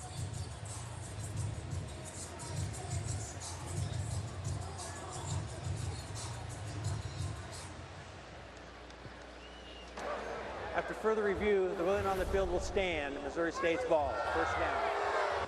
Heck of a play by the defense. You know, they keep flying around like that. Good thing. Got to be proud of the way that his kids are playing right now. So first down and 10 with 42 seconds remaining for Peyton Husling and the Missouri State offense. Oklahoma State has now turned it over twice. Missouri State once. Missouri State will get the ball to start the second half after deferring.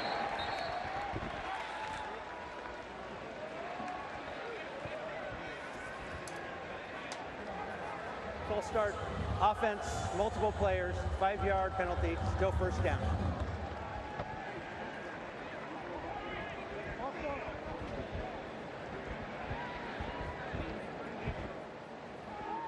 So that'll make it 1st and 15 at the 18-yard line. Missouri State with 2 timeouts remaining. Oklahoma State has all 3 of theirs.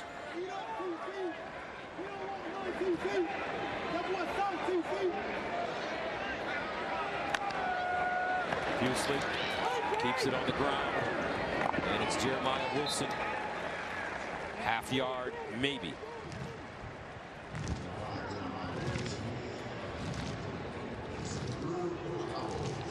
Second down and 13, 25 seconds to go in the first half. Yeah, no urgency here. Just letting this clock run out. Husling in trouble, and he'll be tackled behind the line of scrimmage for a sack. Gerald Owens, 3rd sack of the first half for the Cowboys. That should do it here in the second quarter. And it will.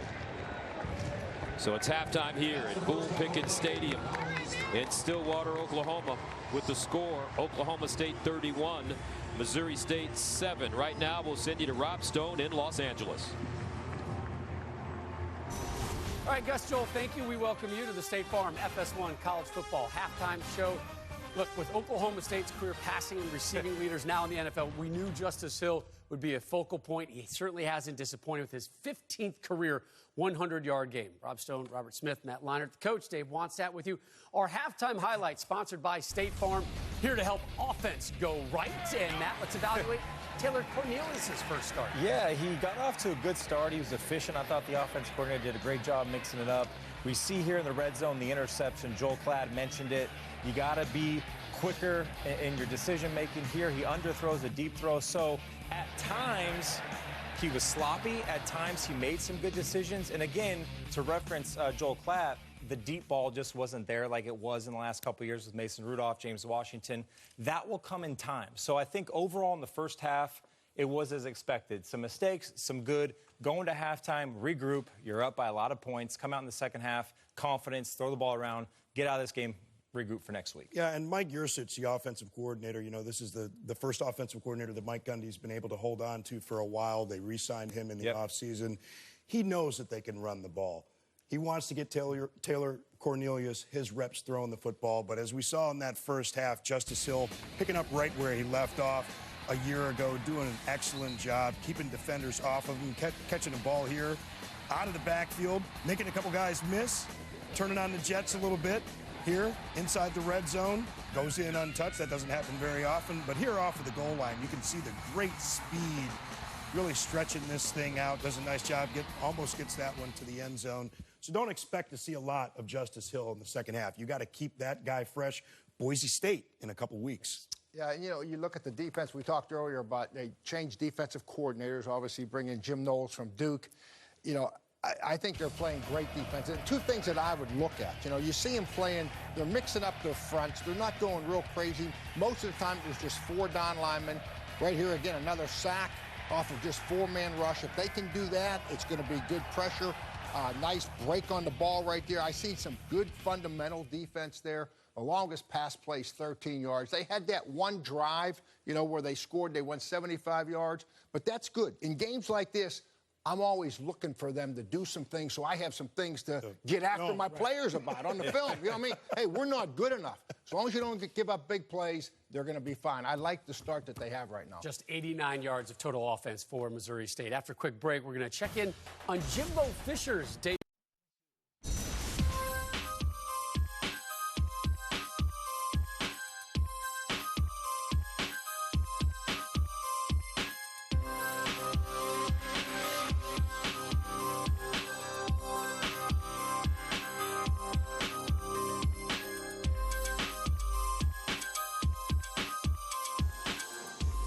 Welcome back to Stillwater, Oklahoma.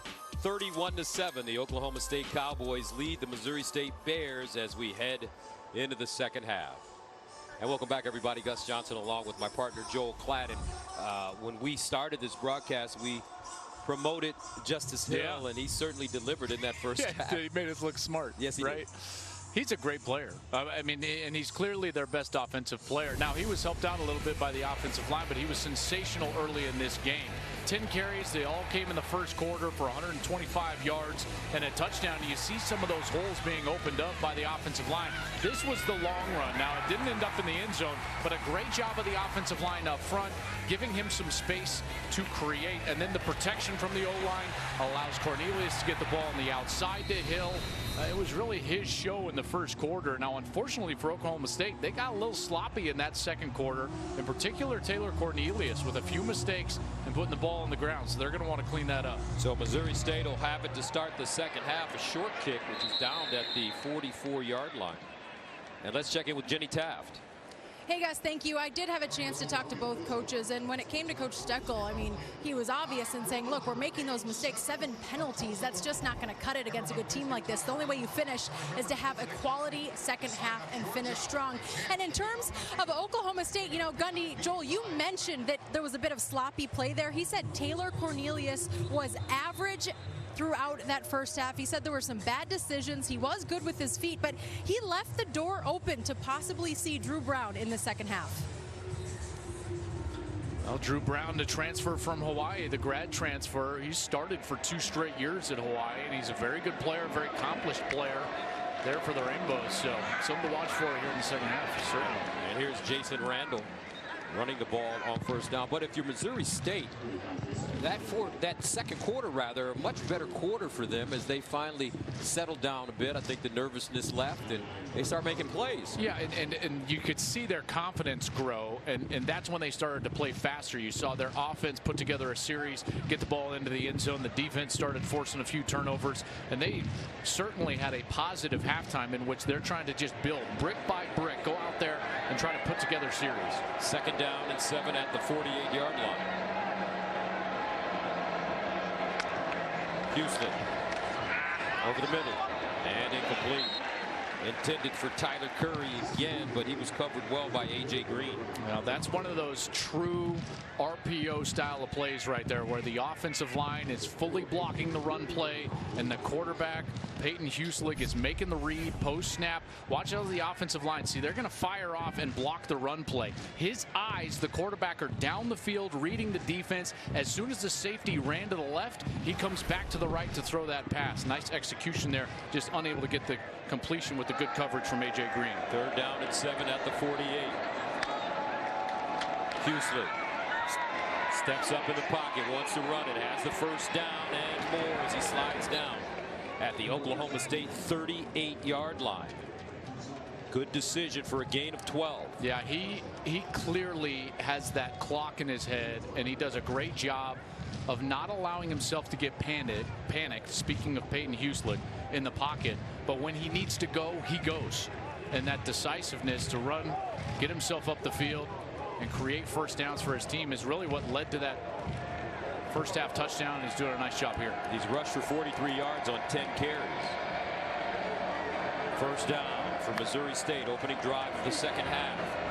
Huslick again running with some room, and he'll get to the 35. You're talking about run-pass option, RPO. That's a term we've heard a lot about over the past few years. I tell you what, when I watched the Super Bowl and the Philadelphia Eagles, I swear I thought I was watching a Chip Kelly coach team. You know, they certainly incorporated that with Nick Foles, and even before that with Carson Wentz. You know, that element in the NFL game is slightly different than the college game because of the rules, but it has certainly allowed the NFL offensively to evolve. The Los Angeles Rams essentially run that college style of offense. Jared Goff, who we saw at Cal, as Huslick runs it again. Brailford with the tackle. So I think that the Eagles should send Chipper the Ripper a Super Bowl ring when they celebrate, because they use a lot of his stuff in that win over Tom Brady. You know, is that true, or is that not true? You know, Chip wasn't necessarily an RPO guy as much as he was exploiting the space on the field in the college game with the quarterback run and what I would constitute as the old zone read game with its running quarterbacks. And the RPO is a little bit different spin. There was no better RPO player in America than Baker Mayfield last year. He was slick underneath, and he has his receiver. It's Curry again. And now look at this Missouri State team moving the football. Gain of 14. First down. Malcolm Rodriguez with the tackle. I love it, and it's all really with the confidence of their quarterback, right? You see the offensive line blocking a little bit better. The wide receivers are running more crisp routes. They're getting open on time, catching the football. So a nice drive here. 6 plays, a little over 3 minutes for the Bears. First down at the Oklahoma State 23. And the handoff to Randall. He'll cross the line of scrimmage, gain a half yard, maybe a yard on the play. Bundage with the tackle. And this is the exact thing that if you're Mike Gundy, you don't want to see, which is what feels like a letdown after a first quarter in which his team comes out and they are dominant. They are flying around. They are dominating an FCS team, which they should. And we have seen them clearly take the foot off the gas and not play as well and not as disciplined. Second down and 9.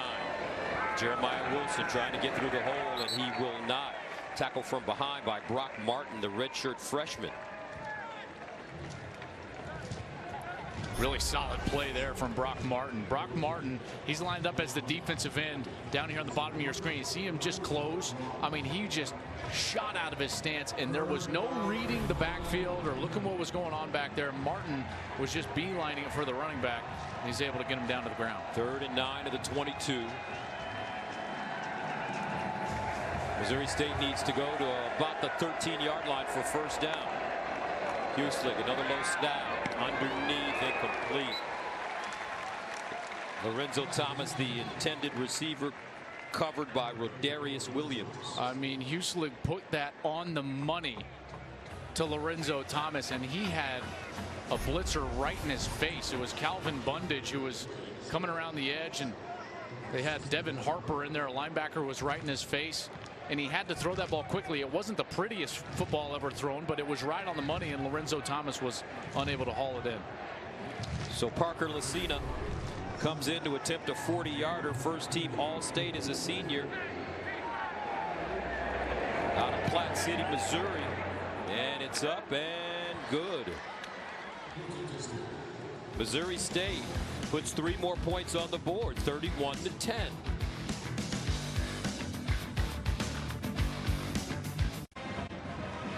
Missouri State partners starting to find a rhythm on offense after a slow start. They've done a heck of a job, you know, in that late in the second quarter, and it started with that drive with Huslick, and you know, since their first 10 plays, they've done a really nice job. And really, for Dave Steckel, this is what he wanted to see. Now, he will preach until he's blue in the face that it doesn't matter about, you know, moral victories, but the reality is your team can build a lot of confidence by coming in here and playing well.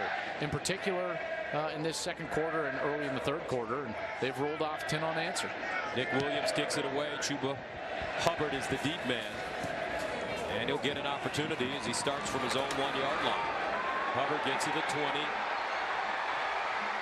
40, flag on the play.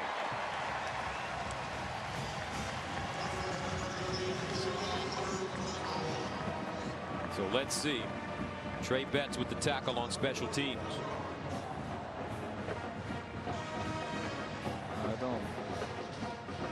I think they inadvertently, there was a flag that dropped down on the field, but they picked it up there and cleaned it up. All right, more college football comes your way tomorrow on FS1. First, San Diego State takes on number 13 Stanford at 8 p.m. Eastern. Then Saturday, number 23 Texas travels to Maryland, followed by Appalachian State at number 10 Penn State. 3:30 Eastern time on Big Ten Network. L.D. Brown running Hulse with the tackle. And what are you hearing coming out of College Park about the controversy that's taking place at Maryland? Well, that's certainly engulfed their program, and on a bigger scale, even their school and the entire administration. And my hope is that their continued investigation just continues to draw out facts and truth so we can get to the bottom of what happened with their young player, the offensive lineman McNair, who tragically lost his life during a workout, not actually during the workout, but a couple weeks after, suffering some heat stroke issues at a workout. First down and 10 at the 47. Here's Cornelius winding up. Now throws it underneath, and it's caught close to a first down by Wallace. And while we're at it, what are your thoughts on what has taken place at Ohio State this year? Well, it's certainly unfortunate, all the way around. And the fact of the matter is that, Ohio State and the coaching staff have not handled it all that well. And that's why we're in this situation. Nesbitt player downfield, offense number 56, 5-yard penalty from the previous spot, still first down. And it was my hope that the investigation would put the issue to bed, and we would find out the truth of what happened during the course of the last 7 and 8 years.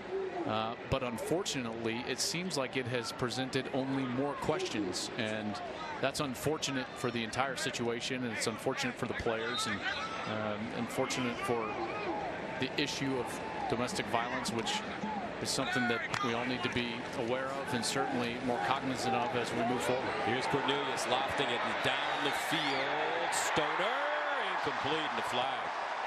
Zach Sanders was covering Dylan Stoner.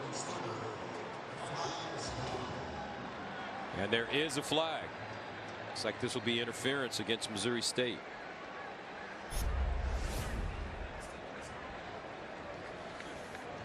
Pass interference, defense, number 26, 15-yard penalty and an automatic. First down. Zach Sanders there. Remember, you can face guard in college. It's the contact that draws the foul. So it's not that he didn't get himself turned around towards the ball. It's all the contact right through the chest there of number 17, Dylan Stoner, who had a heck of a second half of the season late last year, in particular in November, coming on very strong for the Cowboys. So first down and 10 at the 37.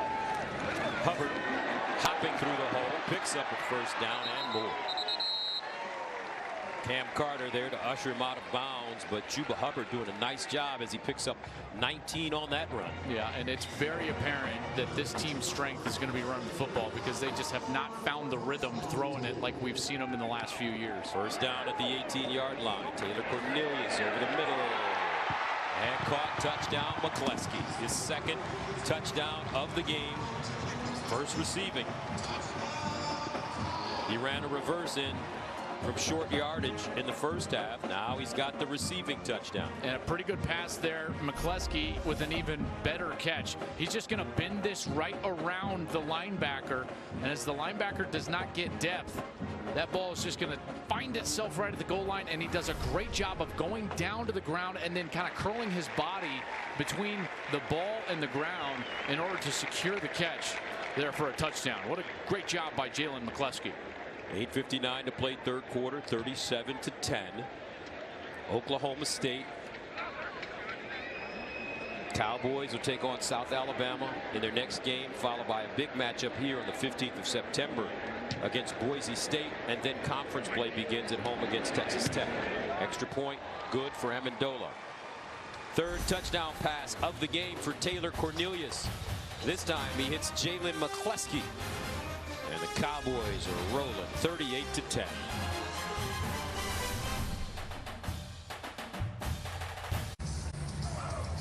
(38-10) Oklahoma State leading Missouri State here in the third quarter. Jalen McCleskey with the touchdown reception. McCleskey entering this season with 152 career catches, most on the active roster, 8th most in Oklahoma State history.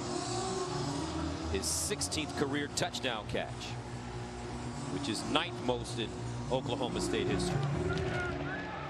Cowboys send it away. Matt Rush, the deep man, and he will not bring it out of the end zone. So Peyton Huslick he's starting to play a lot better. Yeah, he is. That first quarter was tough, listen, for the entire Missouri State team, but they got it going when their quarterback got it going. He did a nice job running the football, made a couple of nice decisions. This was a really beautiful pass in the corner of the end zone, gets a touchdown to the true freshman Jordan Murray. Then he comes out in the second half and leads them right back down to a field goal. He's 6 of 17 for 67 yards. I know that doesn't look great, but I'm just saying in the second quarter and early in this third quarter, he has certainly developed some confidence for his offense. First down and 10 at the 25-yard line, and it's Jason Rando dancing at the line of scrimmage, and he'll be dropped for a loss by Justin Phillips. Yeah, great job there by Phillips, and this defense coming out, and they come right back to an aggressive call. Both safeties, really all three safeties, right down close near the line of scrimmage, trying to force the issue and play that aggressive attacking style of defense that we saw in the first quarter.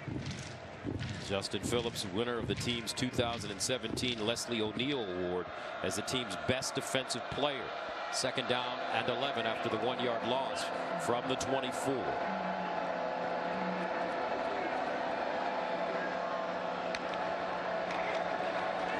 Husley over the middle, caught. First down, Missouri State. Nicely done as Vick makes the reception. The freshman from Oklahoma City, a gain of 22. You know, as soon as this linebacker is going to blitz, then all of a sudden Husley, he's just going to get his eyes upfield, pull that ball out, and then throw that slant pass. That's an excellent job by the offense of finding the hole in the defense and then exploiting it. DeMaurier Vick with a 22-yard pickup. First down at the 46 for Missouri State. Here's the option. And this time Houston does not pitch it, and Justin Phillips just drops him. Phillips came all the way from the opposite side. Gus, just such an impressive way to stop the option play. He was on the opposite side, comes all the way across the formation and runs him down before he can pitch it.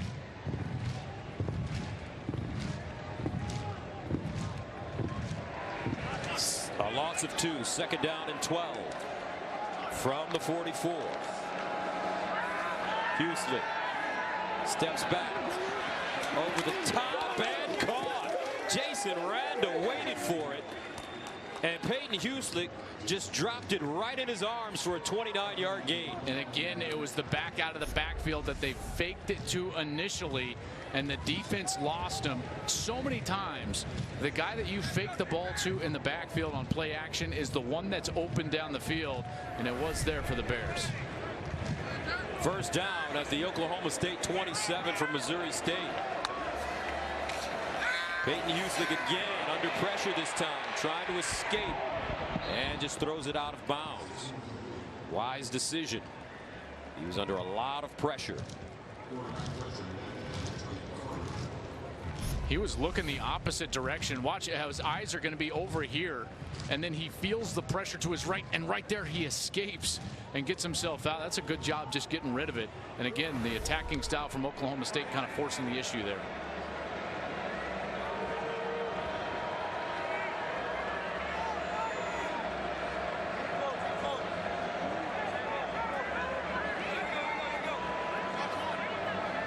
Second and 10. Hueslick bobbles a snap over the middle, caught, touchdown. Antoine Woods, 27 yards. Missouri State not going away.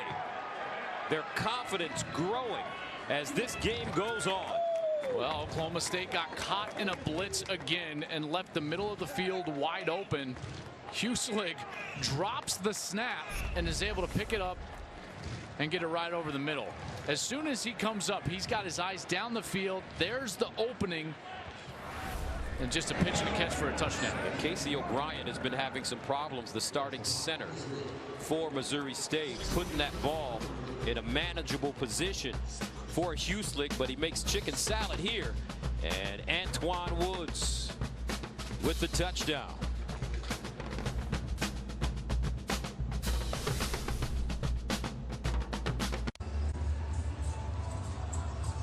Missouri State goes on a 6-play, 75-yard drive as Hueslick hits Antoine Woods for a 27-yard touchdown.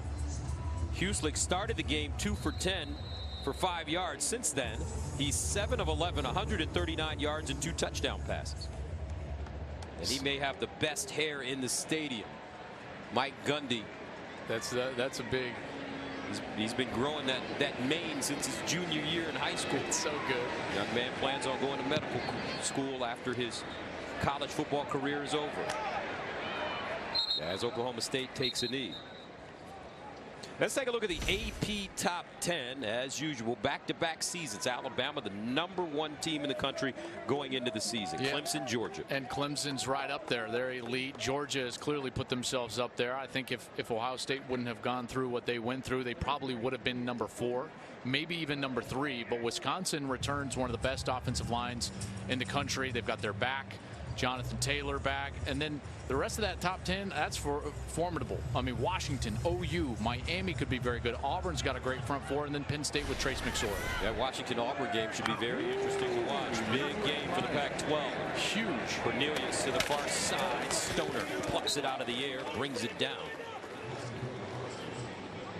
You know, that game is as meaningful of a non-conference game as maybe has been played in the Pac-12 in a long time.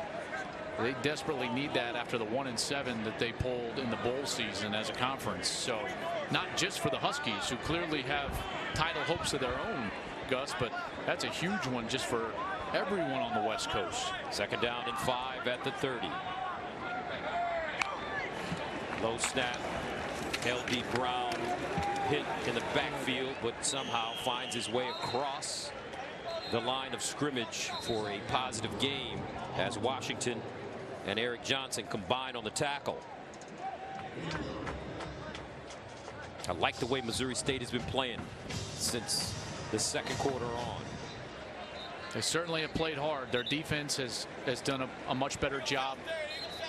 You know, Oklahoma State has found their openings, and they've done a great job, I think, tonight, all night, of running the football. And then Cornelius has been a little bit up and down. He was good on the last series, and we'll see how he plays here. Big play here. 3rd down and 3. Cornelius to the sideline, incomplete. That one sailing high, intended for Jalen McCleskey, and Oklahoma State will punt it away. There's the experience issue right there. That throw in practice is as easy as it comes, and you never get the urgency when you're running a corner route. You're getting a corner route right there from your wide receiver. That ball's got to be thrown on his chest because there's no underneath defender. There's no one to throw that ball over, so it should never be thrown with that type of air. It's like missing on the correct side of a golf hole if you're a golfer. You've got to throw that ball lower in his frame for the completion. Matt Hocken punts it away. Matt Rush is back deep. Rush comes up, fields it at the 32, breaks a couple of tackles, crosses the 35. Fearless return, a 39-yard punt, a 5-yard return coming up. Peyton Huslick. He's starting to get the hot hand, and Missouri State has the ball. Decent field position after this. Saturday on Fox, Joel, Jenny, and I head to Norman to watch Lane Kiffin's Florida Atlantic Owls take on the 7th-ranked Oklahoma Sooners. Kyler Murray will get his first start at quarterback, replacing Heisman Trophy winner Baker Mayfield. And coming out of high school, Kyler Murray was one of the most recruited players in all of high school football. Yeah. Started his career in Texas A&M. Here's the pitch. Not a very good one, as Denson had to somehow grab that football in front of Waniki. And again, the snap was low, and Huslick had to try to manage something out of the play after starting the play, kind of bending over and picking the ball up off the ground. So we've got an injured Bear. That's Aaron Denson.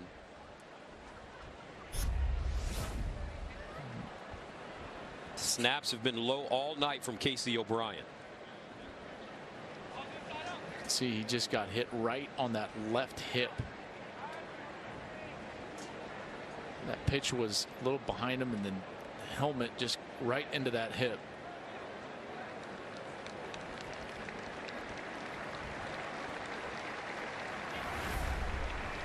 And Denson gets up, walks off on his own. Hopefully he can shake it off. Yeah, he played in 10 games last year as a sophomore. Paris starts. including in one of their wins when they played Southern Illinois. He's played each of the last 2 seasons. They're looking for him to kind of take that next step. He had 10 catches a year ago for 119 yards. They're looking for him to kind of jump up and be a contributor. Under 5 to play in the third quarter. 38-17. Oklahoma State, season opener for both these teams. Peyton Huslick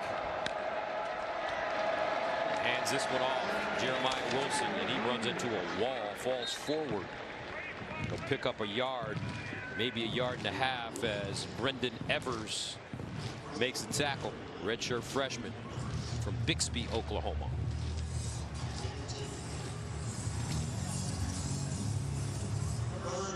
Third down and a long 14 for the Bears.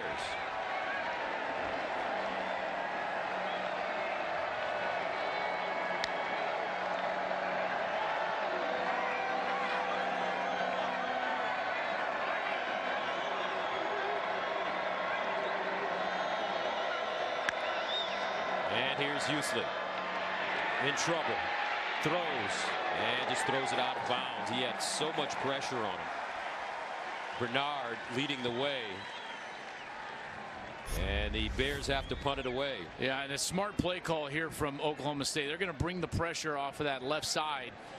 And when you're in that third and long situation, I've always felt like that is not the time to just sit back and be careful and be safe. You want to get the ball out of the hand of the quarterback as quickly as possible and then rally up and make the tackle. There's Jim Knowles, the defensive coordinator. That's what he went with there. Aggressive, try to force the issue, and it pays off. So Brendan Withrow will punt it for the 6th time. Landon Wolf is the deep man, standing at his own 30. And the fair catch is made at the 32. 3:54 to go, third quarter. Oklahoma State with the football. Now let's take a look at the Heisman race for this season. These are the guys I would throw on there. You know, Trace McSorley has been so good for a couple of years. Will Greer has potential to lead the nation in passing, and then Bryce Love is, I think, the most talented player in the sport right now with what he can do. And Justice Hill, you know, he showed us some serious potential early in this first quarter. Now he's basically not been in the game since the start of the second quarter. He did all of his damage early, and they've tried to get some of these younger players some reps and some confidence. Here's a handoff to Hubbard. Hubbard down the sideline and tiptoes out of bounds. They feel that this is going to be Justice Hill's final year at Oklahoma State, and that he will be entering the Sunday League after this season. Likely. He's got that potential. He's always been a bit on the smaller side. You know, Justice is not that big of a guy, 5'10", 190 pounds, but there's certainly going to be a place for him at the next level. Cornelius throws that ball low, dug out by Stoner. Justice Hill getting positive feedback from the NFL folks. He's a finance major who's close to completing his degree. Close to a 4.0 student. McCleskey upended on that far side by Zach Sanders. Yeah, good tackle there by Zach Sanders, as Oklahoma State is trying to run with a little tempo right now and get some of that rhythm back that they had in the first quarter. They're going hyper speed in that first quarter. That's when they were at their most effective. They're trying to get that rhythm back here on this series. Second down and 8 at the 45.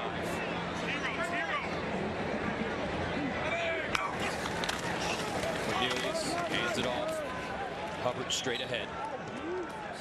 Hyperspeed, that's what they do at Oklahoma State. As a matter of fact, Mason, playing for Pittsburgh right now, said that the hardest thing for him to have to do as a pro now is to huddle up. Yeah, they take so much time, he said. He said, you know, everything's going all right, but it takes forever to run a play. Oh, man, the perspective, right? Yes. Third down and 7 at the 46. Cornelius drops it off to Hubbard in the flats. Makes a nice move to make the first man miss. Picks up the first down. Down the sideline with a burst on his feet. Touchdown. Cowboys. 54 yards.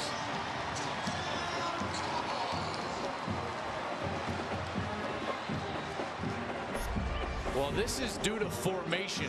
They had 3 receivers into the short side of the field on the opposite side, and then they rolled the running back out on a swing route. Chuba Hubbard, who is an elite athlete and track star, and when you get an athlete like that in space, it's nearly impossible for the defense. It's a one-on-one situation. As soon as he breaks one tackle, he's gone. But a great formation to get the space and the matchup that they wanted. Amendola, extra point, good. 45-17, 4th touchdown pass of the game for Taylor Cornelius in his first start at Oklahoma State. Not bad.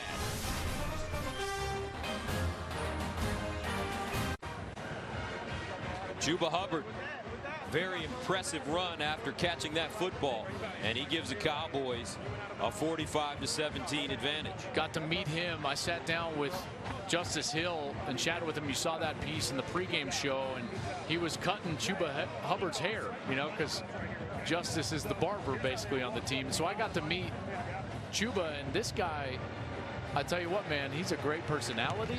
He's a great kid. And you could see, Justice told me, he pulled me aside and he said, hey, when I'm gone, this is the guy right here. He's a star. And that run after the catch, you know, proved that correct. Are we going to do this? Oh, yeah, man. Come on. Hop on. All right. What are we going with? Did you get a buzz cut, right? Wait, a buzz cut? Boy, I put a design. How about like the, I don't know, like the Gronkowski or something? Do we got that? Here we go. No way would you let him touch that mane of yours, big fella. Oh, man. No way does that happen. Listen, I had just seen him. I just saw him cut Chuba's hair, and I was like, hey, he's pretty good. So, but I didn't let him come out here. That's all right. I will later on during the season. I got you, bro. Oh, it was great sitting down with those guys. Great kids. First down and 10 over the middle. I wonder if he charges his teammates for a haircut. You know, he was coy about that. I was like, what do you charge for a haircut? And he kind of got this smile, and I was like, does it depend on whether they're an offensive or defensive player? And he goes, yeah. I don't know if they'll allow you to have a hustle like that. Oh, man. Maybe you can get Coach Gundy in the chair eventually. 2nd and 10 from the 25.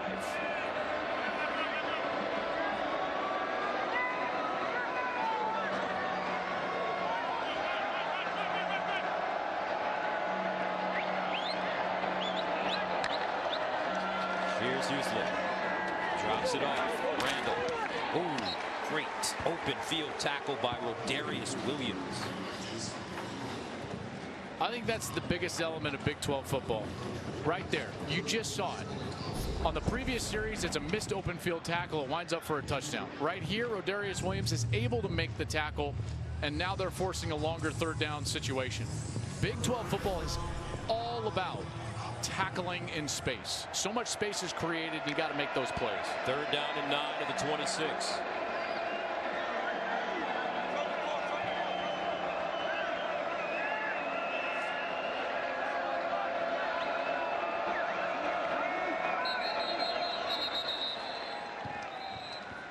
And Missouri State will call a timeout and talk about it. 1:24 to go, 3rd quarter. Back to Stillwater right after this.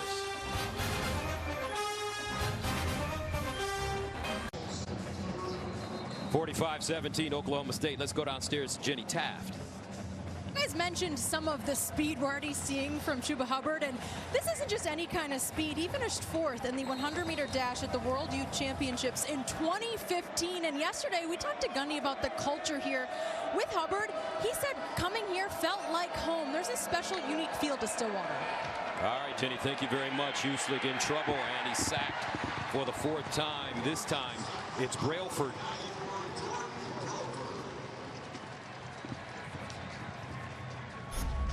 Well, Brailford has done a heck of a job today of getting upfield, attacking the quarterback, using his strength and his speed to get back there and make some big plays. And they're going to have him play huge this year for this defense if they want to improve and make a run at a Big 12 title.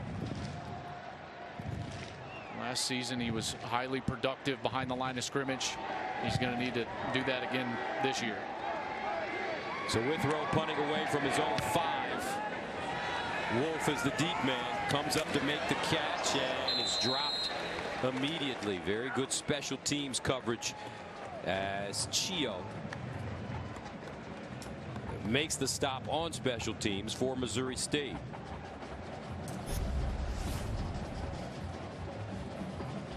You're kind of caught in no man's land down there, and you're running down there, and you're just hoping that he's going to catch the ball before you arrive. And timing works out here right when Wolf catches the ball.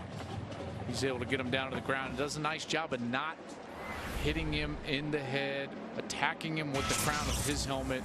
Nice clean football play there. First down and 10 at the 46. Yankees getting ready to start a series with the Tigers. White Sox put it on them in their last series.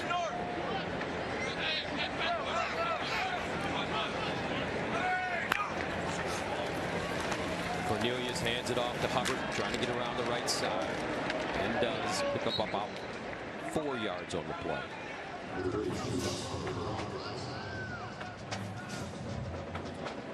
"20 seconds to go, third quarter.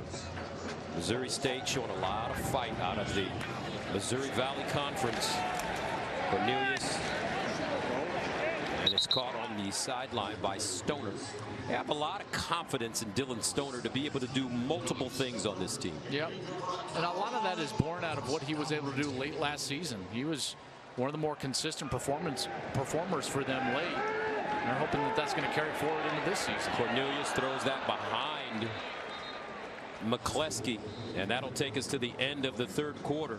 Oklahoma State up big, but they'll keep that quarterback on the field, Taylor Cornelius, so he can get some experience. 45-17 heading into the fourth.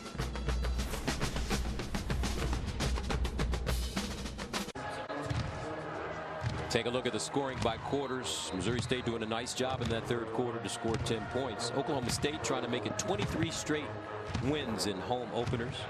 And how about this tonight? This game marks the debut of a new video board. It is huge, 110 feet wide by 56 feet tall. It's the 8th largest in a college football only stadium in the country. I think I can call the game off that video board as opposed to the smaller monitors we have in front of us. We can just call it off the video board, partner. I mean, with the proximity to the field, that thing looks enormous. L.D. Brown, and he'll pick up a first down. Let's go downstairs to Jenny.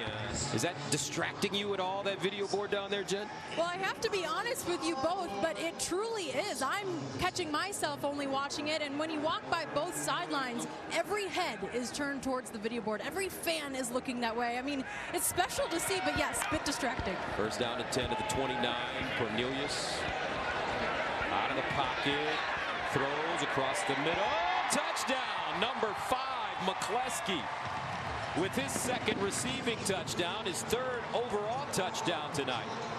And all of a sudden, Taylor Cornelius has gotten comfortable in the pocket, partner. He was great early. He struggled a little bit in the second quarter, and you're exactly right. He has gotten himself comfortable. They've gotten the tempo and the rhythm of the offense going again, and he has found his wide receivers down the field. This was a great job of keeping his eyes down the field. See how he's going to exit the pocket, but his eyes stay up. He learned his lesson earlier in the game. You can't throw it late over the middle, but McCleskey was wide open. Nobody within days of him in the end zone. And Cornelius is able to find him. Taylor Cornelius has thrown 5 touchdown passes in this game. McCleskey with 6 catches for 66 yards and 2 receiving touchdowns, as well as a rushing touchdown. 52-17 as we start the fourth quarter. Oklahoma State.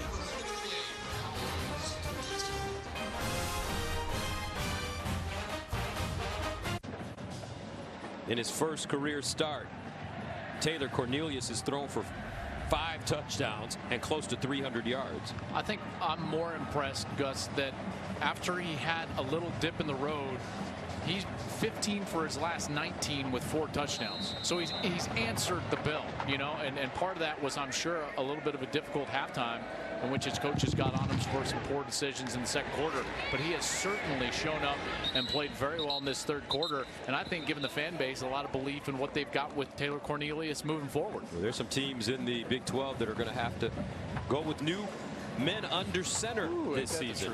I mean, it starts with that guy, right? The Magic Man. Isn't that how you like to call him? Mm-hmm. Baker's gone. Kenny Hill took them to the Big 12 championship game at TCU. He's gone. Mason Rudolph, all-time leading passer for Oklahoma State. Almost 5,000 yards. He's gone to the NFL. And so now, you know, the Big 12 becomes much more wide open. And you can look at maybe West Virginia with Will Greer. He's the most experienced, has a lot of weapons on the outside, but it'll be interesting to see. Houston with the run. Devin Harper with the tackle. I'll tell you the team you better watch out for in the Big 12. Kansas State. I knew you were. I knew it. I was ready for it. Don't sleep on the Wildcats and Coach Snyder. You and Bill Snyder, you're like kindred spirits. That's right. We're road dogs. I'm with you on that. They're way more experienced on the offensive line than people give them credit for, and they've got two quarterbacks really that can do what they need them to do, which is run the rock. Kind of that quarterback counter. Second down and 3 at the 32. Houston trying to gun it. And we were in Manhattan last year for the Oklahoma game. Yeah. Kansas State played well, but Marquise Brown and Baker Mayfield finally decided to end it. But who? They were talking. Marquise Brown.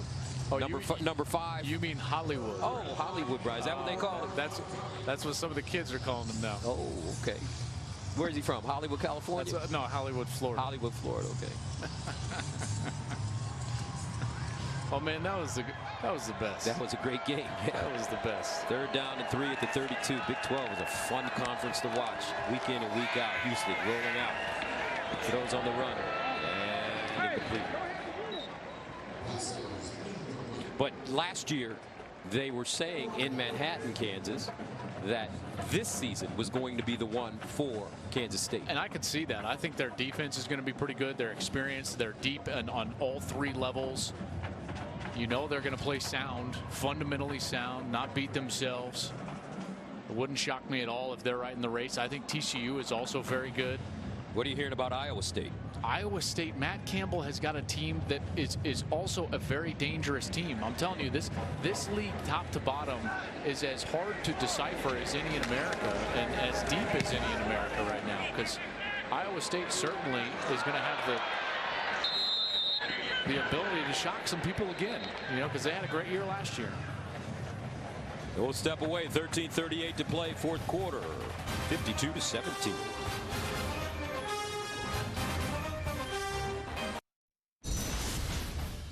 Coming up on the post-game show, how will the Big 12 shake out at the top of the table? Somebody says 7th-ranked Oklahoma should be on upset alert this Saturday. Plus, see how the Jimbo Fisher $75 million era began at Texas A&M. Gus Joel, back to you. All right, Stoner, thank you very much. $75 million. I'm going to dust up on my resume. And here's Oklahoma State. Now L.D. Brown gets downhill.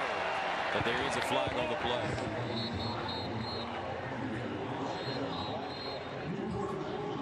And a new quarterback in for Oklahoma State, Keandre Woodtee. Holding. Offense, number 76, 10-yard penalty from the previous spot. Still first down. Okay, so here is the new transfer, or excuse me, not transfer, redshirt rule affecting college football right away week 1. They can play in 4 games, right? That's right. You can play in 4 games and still redshirt. Keandre Woodtee is the mop-up quarterback for Oklahoma State. He is not the backup. The true backup is Drew Brown, the transfer from Hawaii, and the third stringer is a true freshman Spencer Sanders. Here's Woodtee deciding to run it. And picks up positive yardage. He's 6'4", 216. And you might be wondering, well, yeah, wouldn't they want to get him experience and time? Not exactly, because you want to save him for a potential injury or something down the road. Maybe it's you want to make a switch at quarterback. You could still save a red shirt. So this is the strategic play that Mike Gundy is saying. He's going to play Keandre Woodtee and save the 4 games for Drew Brown and Spencer Sanders for maybe more meaningful games down the line. I had a long discussion a couple of weeks ago with Mike about this, and this is the plan for him. He said he was not going to play true freshmen in games where they're up like this, 52-17, just to play him in one of their 4 games because he might have depth issues down the road in the season and need them to actually play in those games. L.D. Brown turns on the gas down the sideline. L.D. Brown, 77 yards, touchdown, Oklahoma State.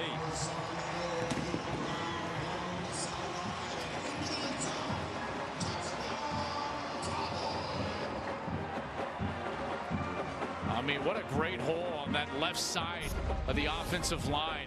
You're going to see as it's kind of coming around on this side. And what L.D. Brown does, he's just got the vision, and then he sees that hole open up, boom, and he's gone. Great blocking on the outside, and then it's all just speed down the sideline. Dylan Galloway in at left tackle now for Arlington. Hambright with a terrific block to kick him out, and the extra point is no good by Amendola. L.D. Brown, 77-yard run. Oklahoma State continuing to pour it on, 58-17.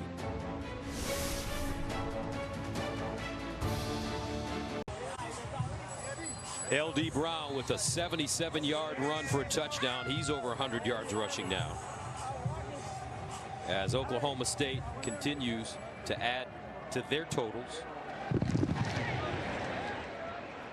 Cowboys send it away, and it will go into the end zone for a touchback. Mike Gundy, I tell you what, 114 wins, 5th most among active FBS coaches at their current school, trailing only Bill Snyder, Gary Patterson, Kirk Ferentz at Iowa, and Nick Saban at Alabama.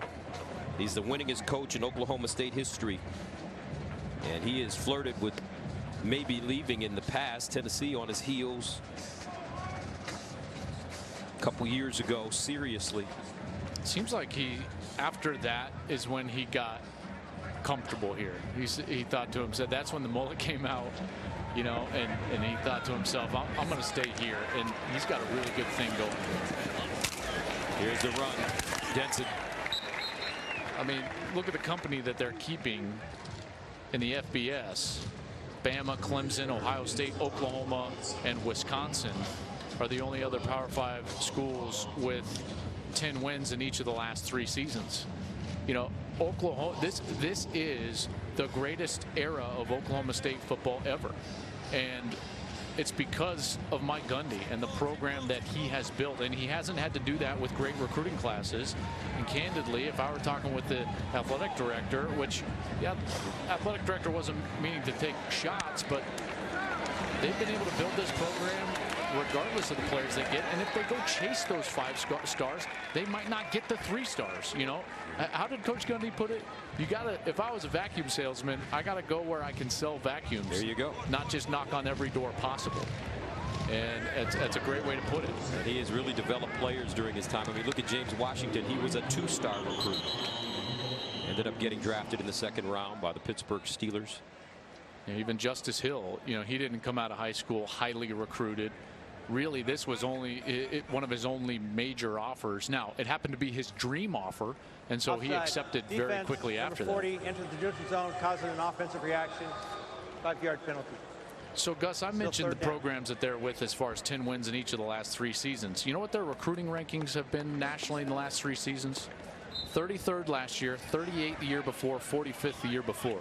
And yet they're keeping company with Bama, Clemson, Ohio State, Oklahoma, and Wisconsin. You know, that's how good of a coach this guy is. You wonder what it would be like for Coach Gundy if he were to be able to secure some of those 4- and 5-star recruits, especially on the D-line. Lorenzo Thomas with the reception.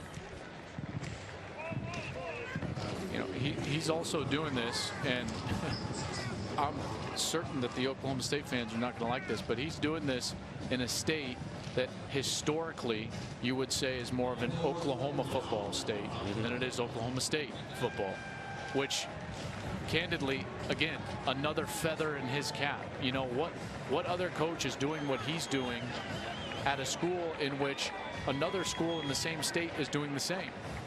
Very difficult to do. Very difficult to do. And then I think he doesn't get the respect and accolades that he deserves, quite frankly. Missouri State having to punt it away. Withrow will send it. Wolf back deep. And Wolf gets away from the football. Think about Coach Gundy. He told us this 11 years ago. He's a man. 3/4 of this is inaccurate. Had to have been written by a person that doesn't have a child. If you want to go after an athlete, one of my athletes, come after me. I'm a man. I'm 40. So get your facts straight. That's all I got to say. Makes me want to. One of the great quotes of all time. And what is he now? He's 51 now. You know, so he's more than just a man. He's an old man. Oh, man. That's an all-timer right there. In great shape, though. He's in better shape now than he was 11 years ago in that video clip, folks. He works out, runs, lifts, took his shirt off at a basketball game. He loves to take his shirt off. Yeah. First down and 10 at the 19. And here's the handoff. Oklahoma State running the football. Subs coming in now for the Cowboys. This last spring, Oklahoma did a huge banquet for Bob Stoops. You know, since he retired so close to the season, that was kind of their send-off was this spring around their spring game. So I went to the event, and Coach Gundy did a video that they showed at this enormous event for Bob Stoops. Do you think Mike Gundy had a shirt on in that video? He did not. Absolutely not. Hey, when you're 51 and have a body like that, man, you got to show it to people. And I got to tell you, it brought the house down. I've never seen anything like it. There were at least 1,000 people that were, you know, tried and true Oklahoma Sooners, and they were standing up applauding Mike Gundy's video tribute to Bob Stoops, shirtless. Oh, it was a sight to see. Witty fumbling the football, managed to get it away. Kind of answering my own question, but the only other coach that's doing kind of what he's doing at a program like this is Mark D'Antonio at Michigan State. Would you include TCU in that with Gary Patterson? Sure. What he's been able to do over the years? I mean, he is just a winner. No question. That's a great way to pull it. Now, he's not at a state school. You know, TCU is a private institution, and you might wonder whether that makes a difference on the football field or not, and it does. You know, it does.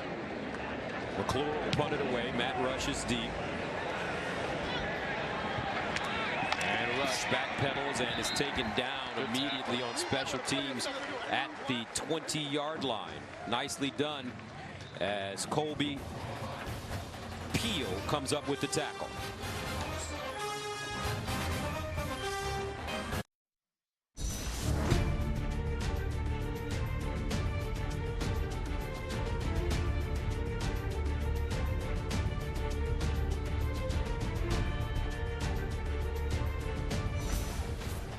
Welcome back. 58-17. Oklahoma State leading Missouri State here in the fourth quarter. That's Johnson, Joel Klatt, Jenny Taft with you from Boone Pickens Stadium here in Stillwater. First and 10 at the 23. And they'll hand it off, and it's Jason Randall. Now, Coach Gundy, we give him a lot of credit for what he's done with the program, but the man that really needs to be given a lot of credit is Mr. Boone Pickens and the facilities that he's established here for this university. It's one of the most remarkable things I've seen, because I played here, you know, in 2005, and it was, and they used this term, it was an erector set, you know, and they were just starting to tear down the stands in the, I guess that would be the east end zone, and, or the, excuse me, the west end zone.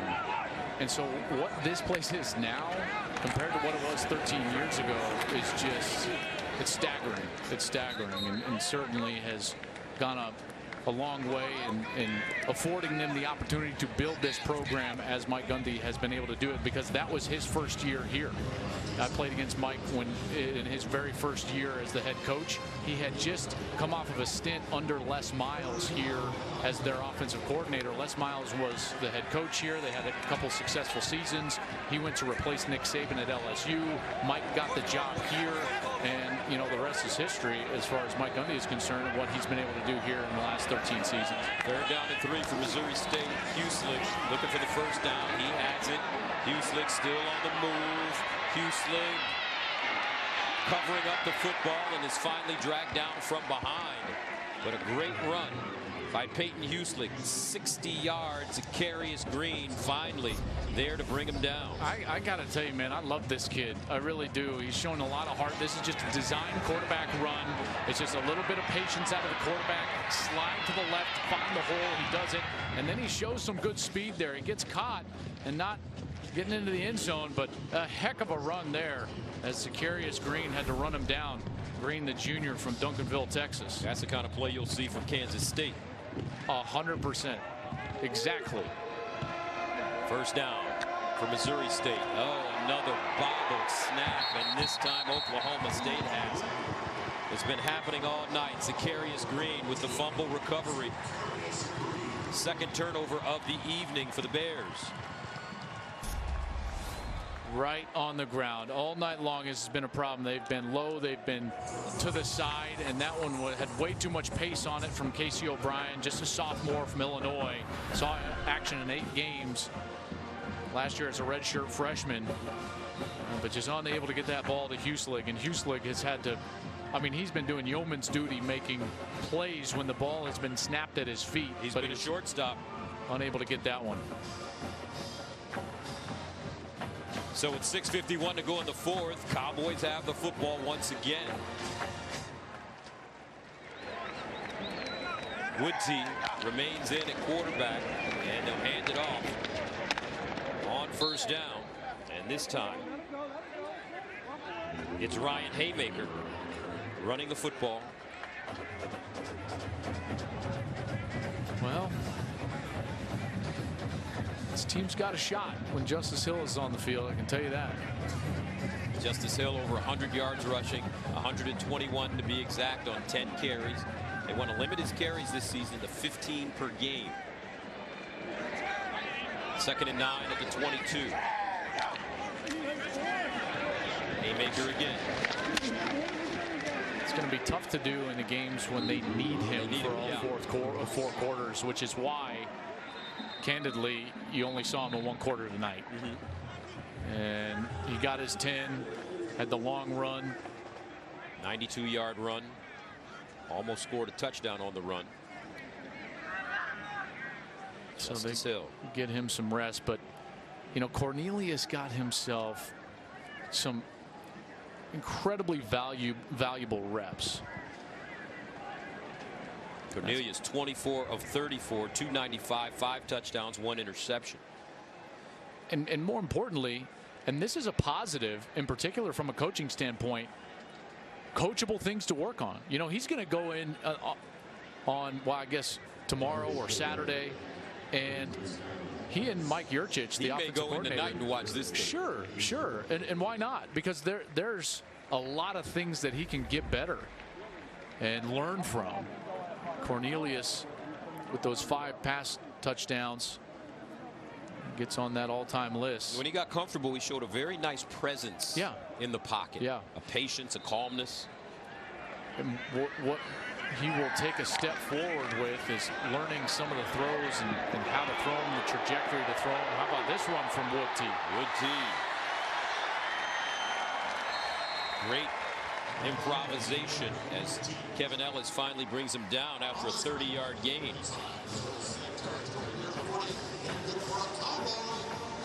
Another one of those broken plays. Bad snap, hits the ground, doesn't catch it. All of a sudden the defense is out of position and he runs for a first down. First down and 10 at the 40.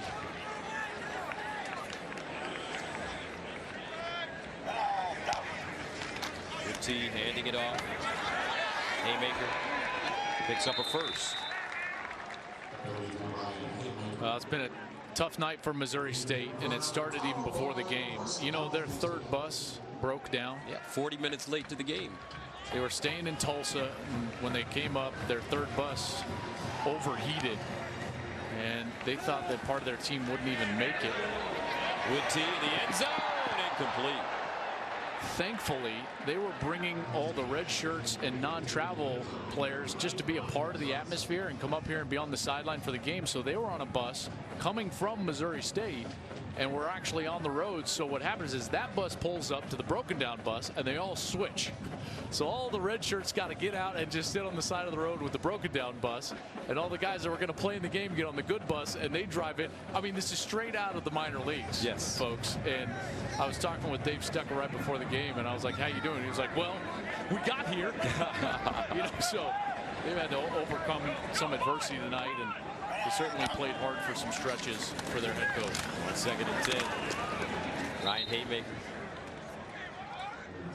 So for Missouri State, after this one, they'll take on Lincoln University at home, followed by a game at home against Northern Arizona, a bye, and then Illinois State to start the Missouri Valley Conference regular season. Their schedule is brutal. Illinois State, South Dakota, Indiana State, Western Illinois, Southern Illinois, South Dakota State, North Dakota State, and Northern Iowa. Just to give you a sense, they play 11 games on their schedule, okay, folks? And of the 11 games, 9 of the teams are either this Oklahoma State Power 5 team Offense, or number ranked or receiving votes in the FCS poll. Wow. So they got a serious job ahead of them to try to turn this around at Missouri State. There's their next few games. North Dakota State is the #1 team in the FCS. South Dakota State is the #3 team in the FCS. Illinois State, Youngstown State, both ranked in the top 25. So this team has a big job ahead of them. 4th down, and they'll hand it off to Haymaker on 4th and 17. Flag on the play. Meanwhile, for Oklahoma State, they'll face South Alabama next week at home. Then a big game as Boise State comes into town. Huge. I think that's a huge game. First down. Because Boise State's good. Yes. Brett Rippon, their quarterback, is back. They've got 10 starters back on defense. They lose Leighton Vander Esch, the great linebacker who was drafted by Dallas. Here's their schedule. And then they've got Texas Tech, Kansas, Iowa State, and then Kansas State, Texas, Baylor. That 9-game conference schedule is brutal, just brutal. So you would think they'll beat South Alabama, and then they better buckle up their chin straps and be ready to go. And this is why it's so important. This is why Taylor Cornelius played in the 4th quarter tonight, right? I mean, he's got to be ready to go. First 4 games at home for the Cowboys, and then their 5th game, as that one is almost interception. Their 5th game is at Kansas, a team that has struggled in the Big 12. Well, 3. And then they're home against Iowa State. So the first 6 games are manageable. The hard part is that when you look at their last 8 games, only 3 are at home. So they got to play 5 road games in their last 8 games of the season, all in Big 12 play. 5 road Big 12 games. Because that's really tough. Husley trying to get out of bounds. They're at Oklahoma, at Baylor, at Kansas State, at TCU.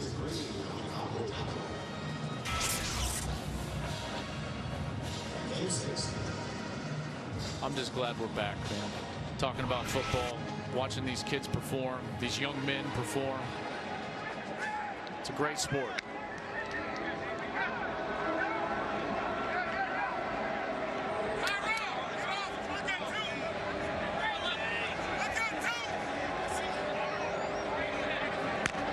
Husley runs it and dropped for a loss.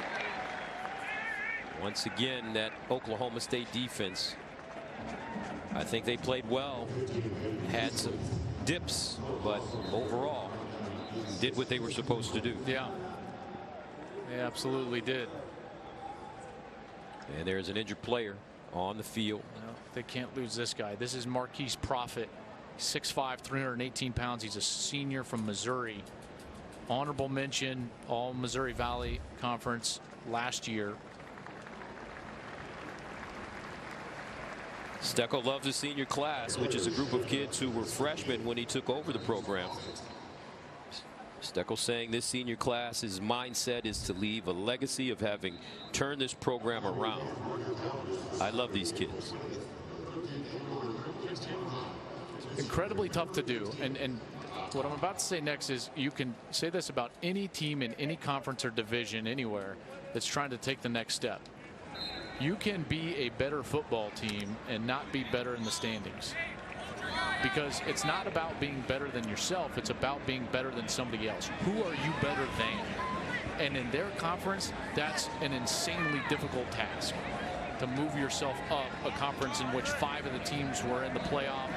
7 of the last 8 national champions at the FCS level have been from the Missouri Valley Conference, including 6 of the last 7 for North Dakota State. Fair caught by Wolf inside the 20. Some big games this weekend, partner. We got one of them, FAU, Oklahoma. That's going to be a great one. Washington, Auburn, we've already touched on that. How about the Maize and Blue facing the Golden Domers? That is a massive game for both of those programs, and in particular for a team in Michigan and a coach in Jim Harbaugh, who, partner, he desperately needs one of these big game wins. With the way that they've performed against Michigan State and Ohio State in his tenure, they need to get that narrative away from them, that they're not beating their rivals or they're not winning big games. That's a good team in Michigan. I think that 14 next to their name is actually selling them a little bit as underrated. I would put them in the top 10. Looks like he finally may have figured out the quarterback position in Ann Arbor. They get the transfer from Ole Miss, Shea Patterson. He's the most talented quarterback that Jim Harbaugh has had at the college level since having Andrew Luck at Stanford.